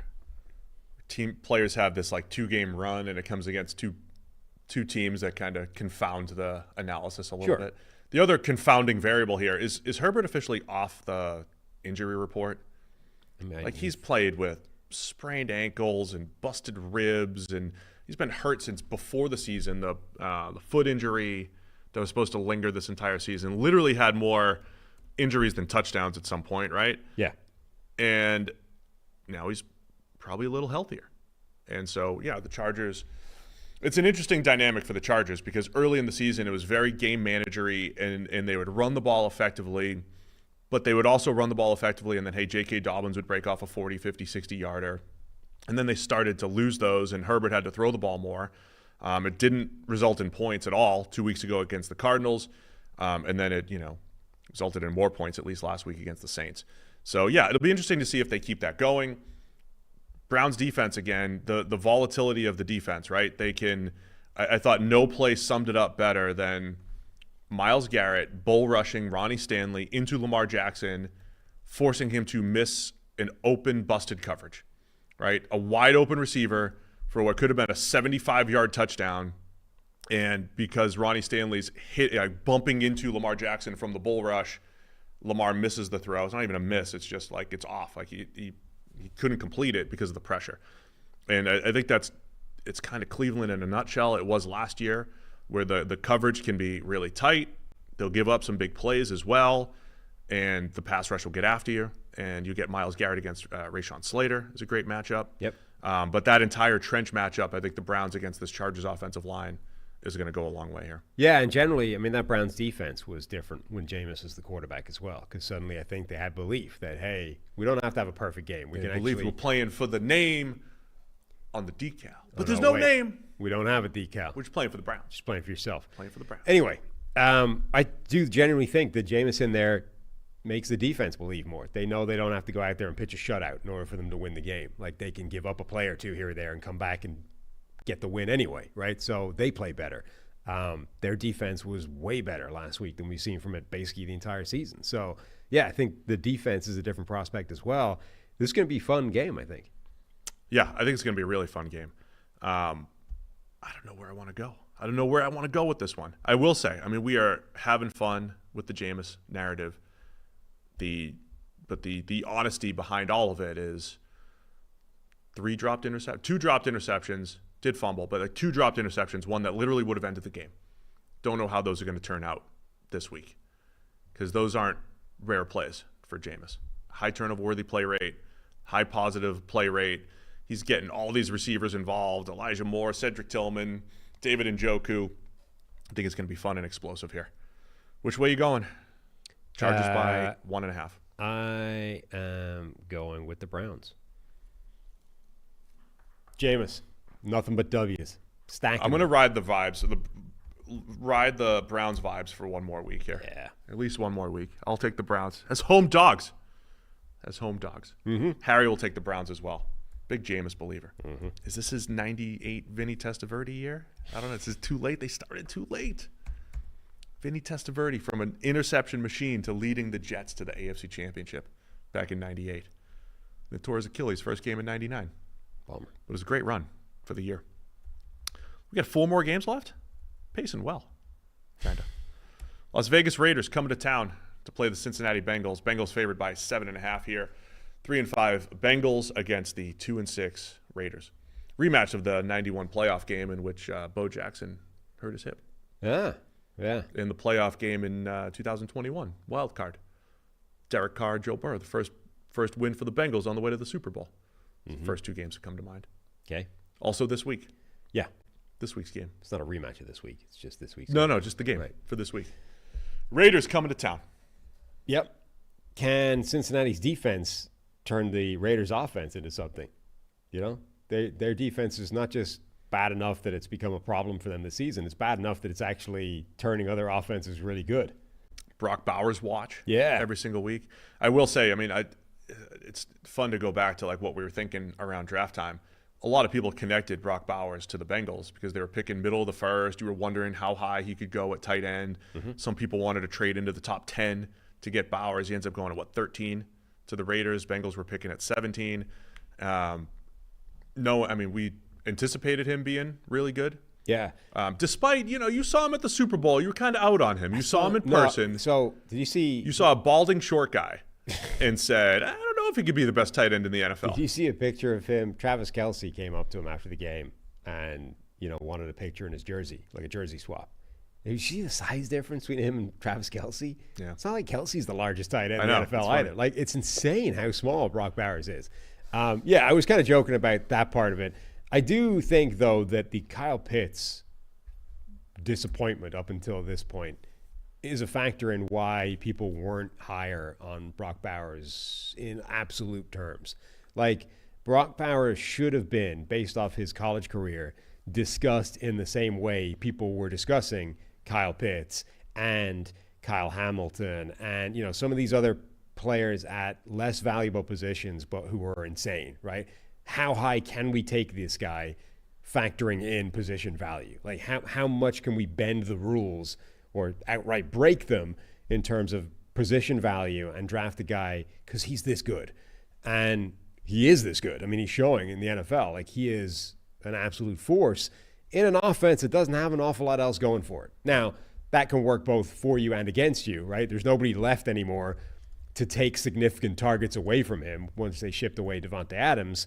On the other side, there's also nobody dragging attention away from him. So I'm never sure how much of an effect that has net. Maybe it all comes out in the wash and it's nothing. But like, he is that offense right now. Yeah, I mean, he's been so impressive. And again, my only take on the positional value thing is, if you knew you had an elite tight end, I think the value is through the roof, right? The problem is the uncertainty in getting there. But if you knew that you could have a top 5 tight end, those guys are game changers. If you're talking Kelce, you're talking Gronk. Let's take a step down from the Hall of Famers, though. Mark Andrews, Darren Waller at his best, George Kittle. I mean, those guys, maybe Kittle's a Hall of Famer, I don't know. But like, elite tight ends are game changers. The problem is the uncertainty in getting there, right? Like, is TJ Hawkinson ever going to be a top 5 tight end? He's probably on the fringe right now, but he wasn't his first 3 or 4 years. Bowers looks like he's going to get there right away. And I just think from a high level standpoint, we're assuming the Raiders are going to be in the QB market in the draft or in free agency, whatever exists, probably in the draft.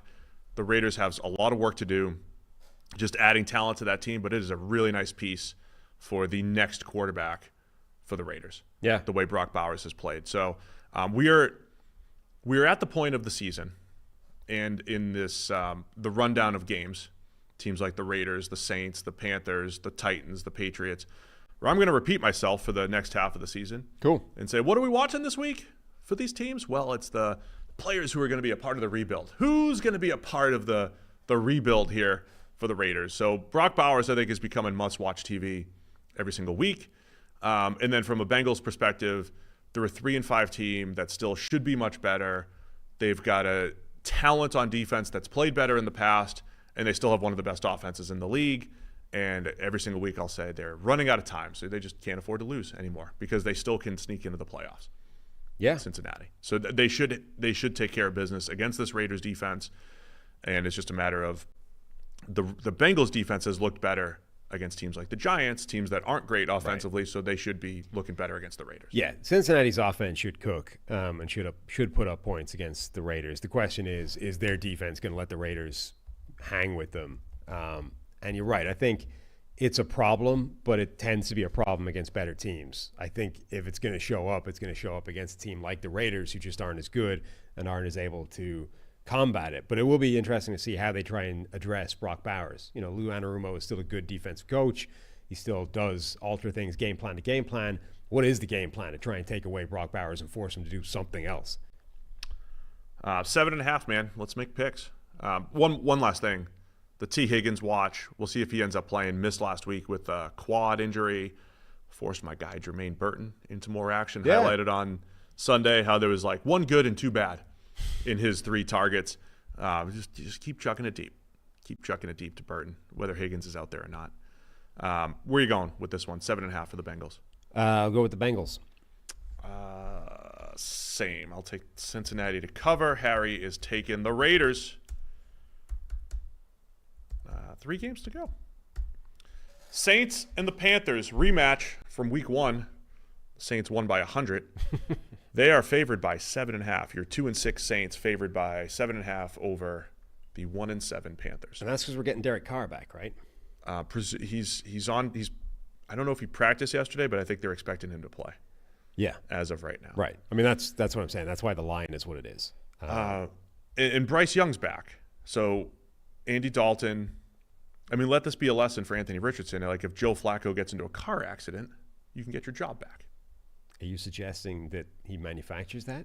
I did not. Cuts his brake lines? Are you you're suggesting that I suggested that? I'm merely spitting facts on what's happened in Carolina here. I mean, Bryce Young got benched.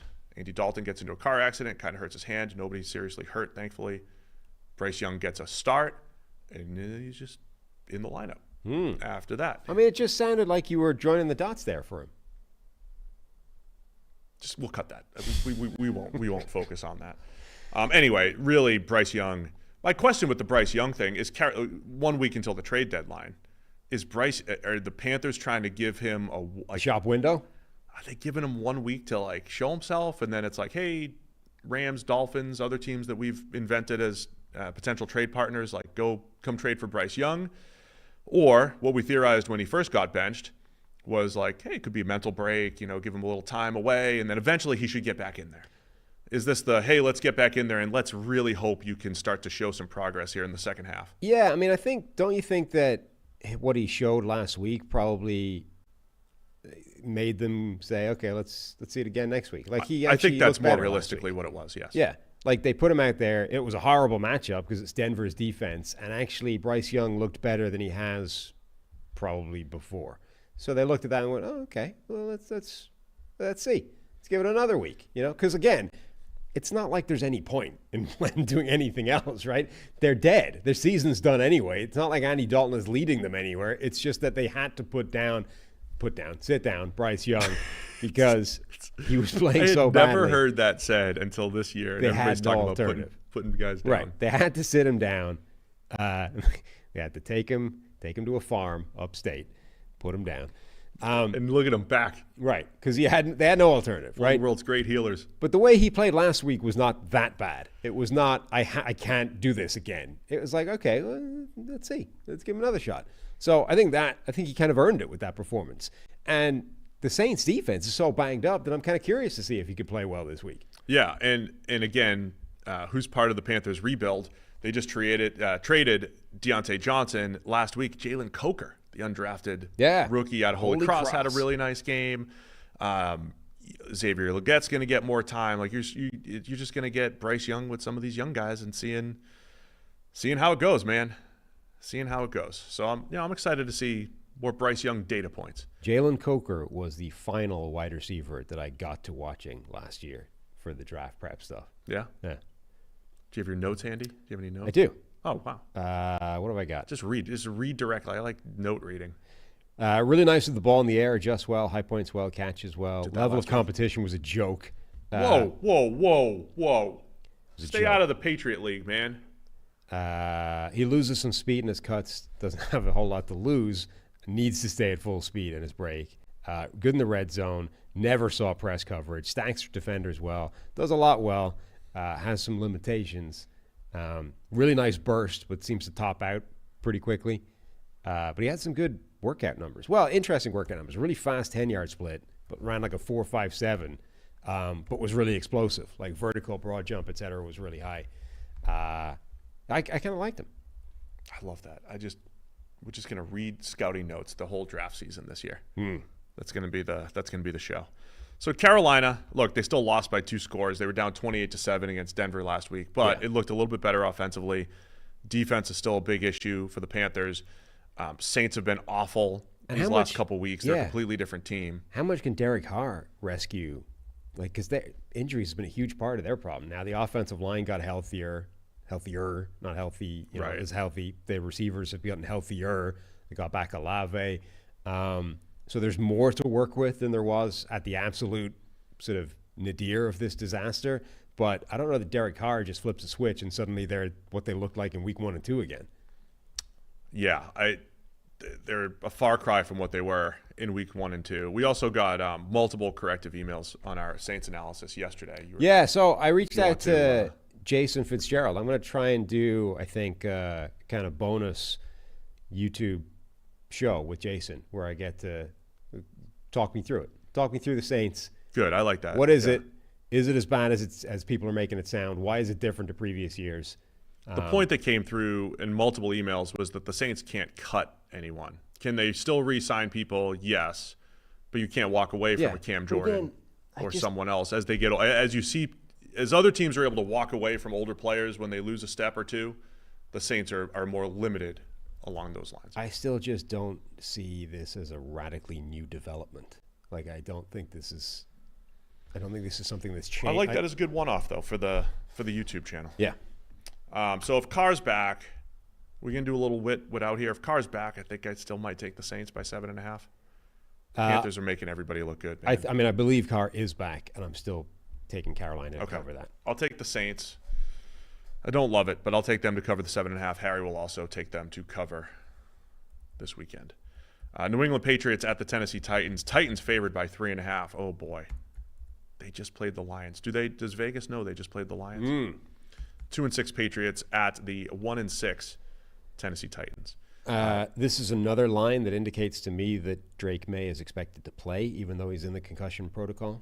He was limited in practice yesterday, and they were very tight-lipped as to what exactly that meant.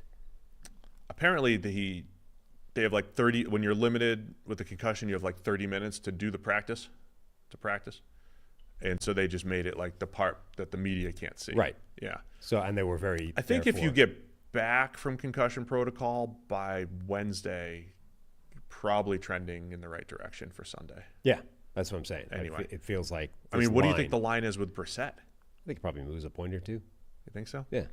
Anyway, that's the biggest story in this game. Just getting to see Drake May a little bit more. If it ends up, is Will Levis coming back at all? Well, yeah. So Tennessee's defense actually, I think, matches up reasonably well with New England. Like, generally, their defense has been better than the results. They are pretty good against the run, and New England wants to run the ball regardless of who the quarterback is. So it's an interesting matchup for that side of the ball. And then, the other side is like, whether it's Levis or Rudolph, can either quarterback avoid catastrophic meltdown plays that pitch the ball to the defense? Yeah, the Titans are an interesting defense where they're 11th in EPA per play allowed so far this year. PFF grading doesn't match up with that a ton. Sometimes that happens, right? So it's a little, sometimes that ends up being a little hit or miss on the back end. I don't trust their pass rush as much. Last week was the best the Patriots offensive line played all season.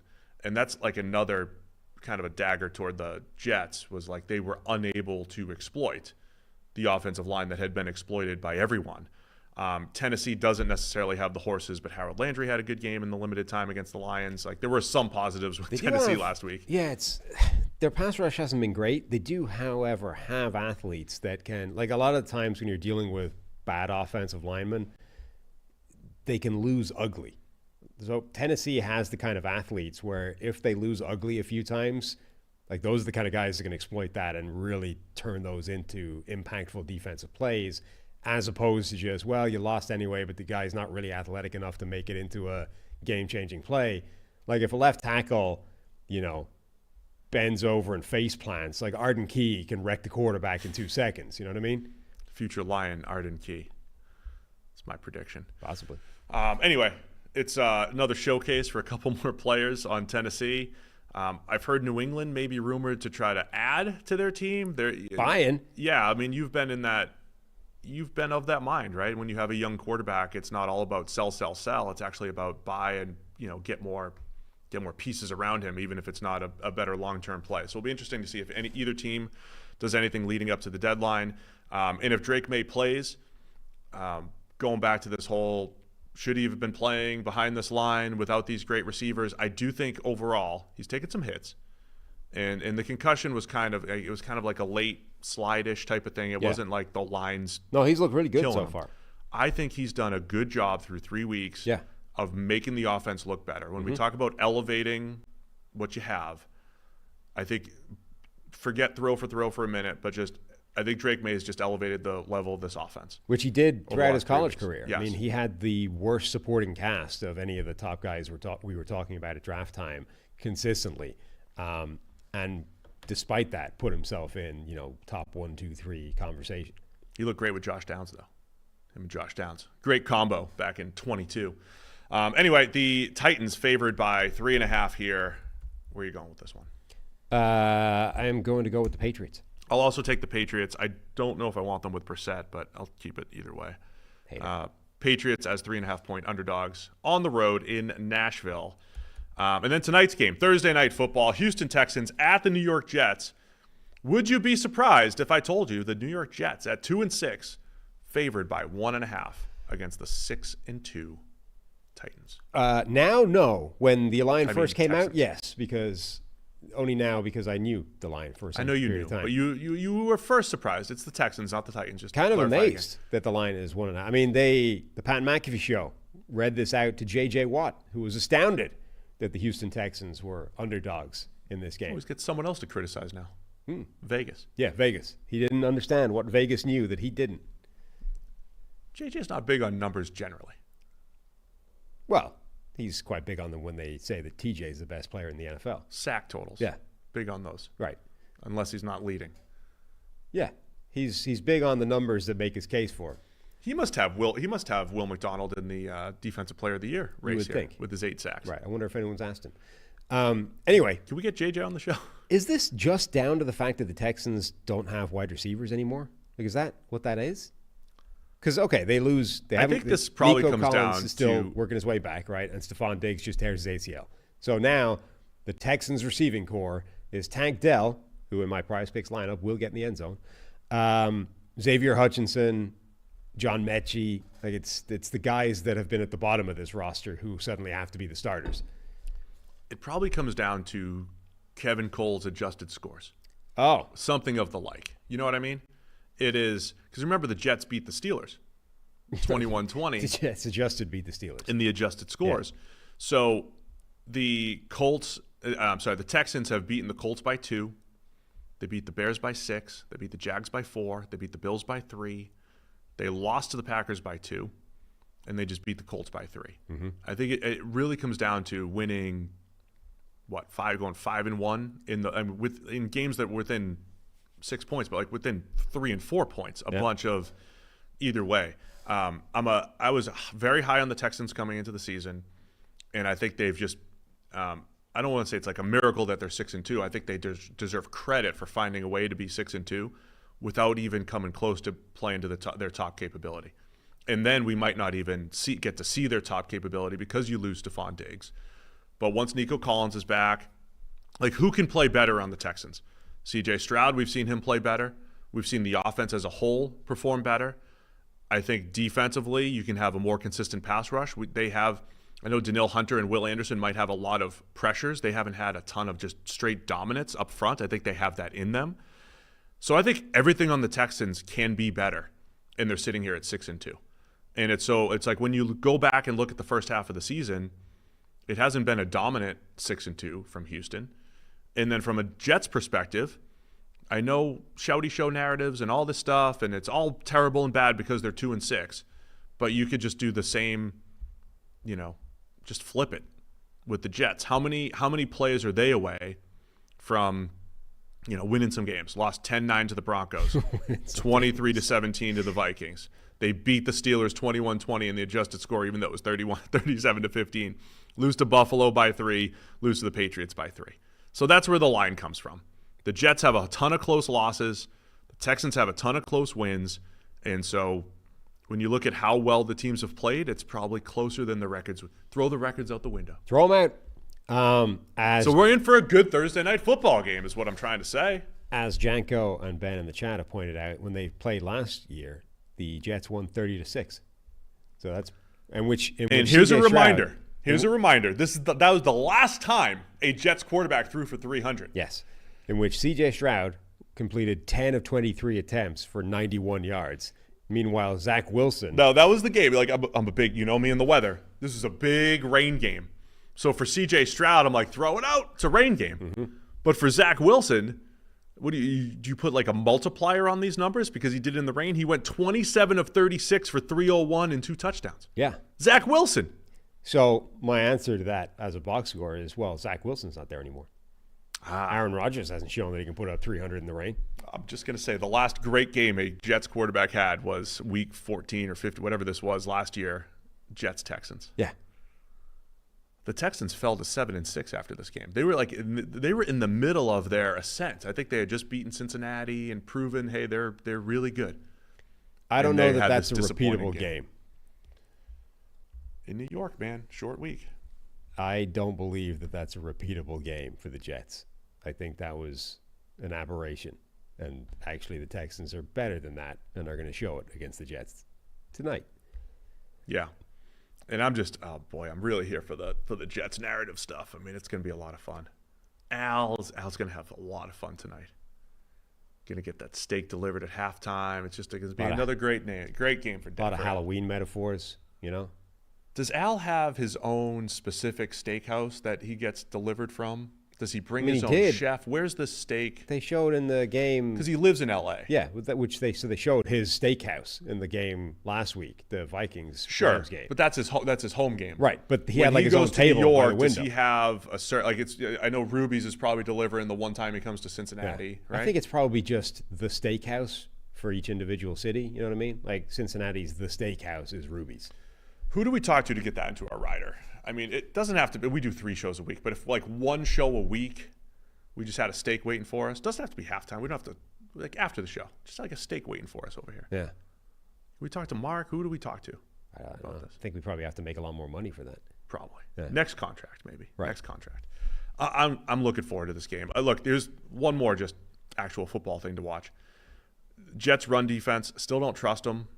Every single week, they're played a little bit better against New England. They actually did a pretty good job overall bottling up New England's run game, even though Ramondre Stevenson found the end zone twice.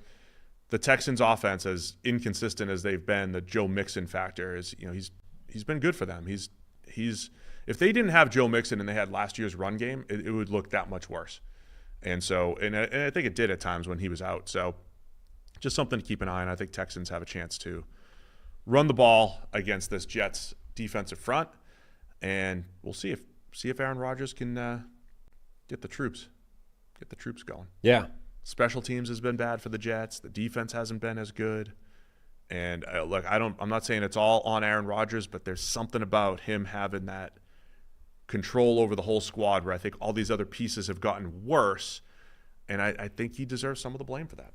Yeah, look, I do think it's worth pointing out. Like, I think you're right to make the point that they are sort of a few plays away from winning some of these games. I don't think the Jets are terrible in a way some of these other teams with bad records are. Yeah, the Jets are actually quite close to being able to not just win a few games, but like beat a lot of good teams. So I do think that they could easily in any given week just snap it together, not make a couple of mistakes, and suddenly they do hang 30, they do put up 300 yards, they do, all these things that they haven't necessarily done yet on pretty much anybody. But they haven't yet, and that's why they've got the record that they have. The interesting side is going to be, I think, to me, the other side of the ball. Like, what does this Texans offense look like without their top 2 receivers effectively? Now, Tank Dell and the likes of Mechie and Xavier Hutchinson have got to lead the line, or do they just try and go, well, we don't have any receivers anymore, let's try and run the ball to death with Joe Mixon? Like, what does this offense look like? What does Bobby dial up for a game where he doesn't have the 2 guys that he wants to throw the ball to the most? Our podcast chat is theorizing Al Michaels' Halloween costume. Vegetables? You dress up as a VeggieTale? Do you dress as the thing that scares you the most? Oh, that's what Kirk should dress. Kirk should be one of the VeggieTales. Kirk should dress up the dog. What's his name? Ben. Kirk should bring in Ben, dressed up as cucumber. Dressed up as like a cauliflower or something, and just watch Al leap out of the booth window. Need that tonight. So tune in Amazon Prime tonight, just to see if Kirk dresses up the dog. All right, Texans at the Jets. oh man, every year this happens, right? A line that seemingly doesn't make sense based off records, based off all this stuff, right? I'm a sucker for it every time, right? I'm like, there's no way the Jets should be favored here. I'm absolutely taking Houston. Are you a sucker as well?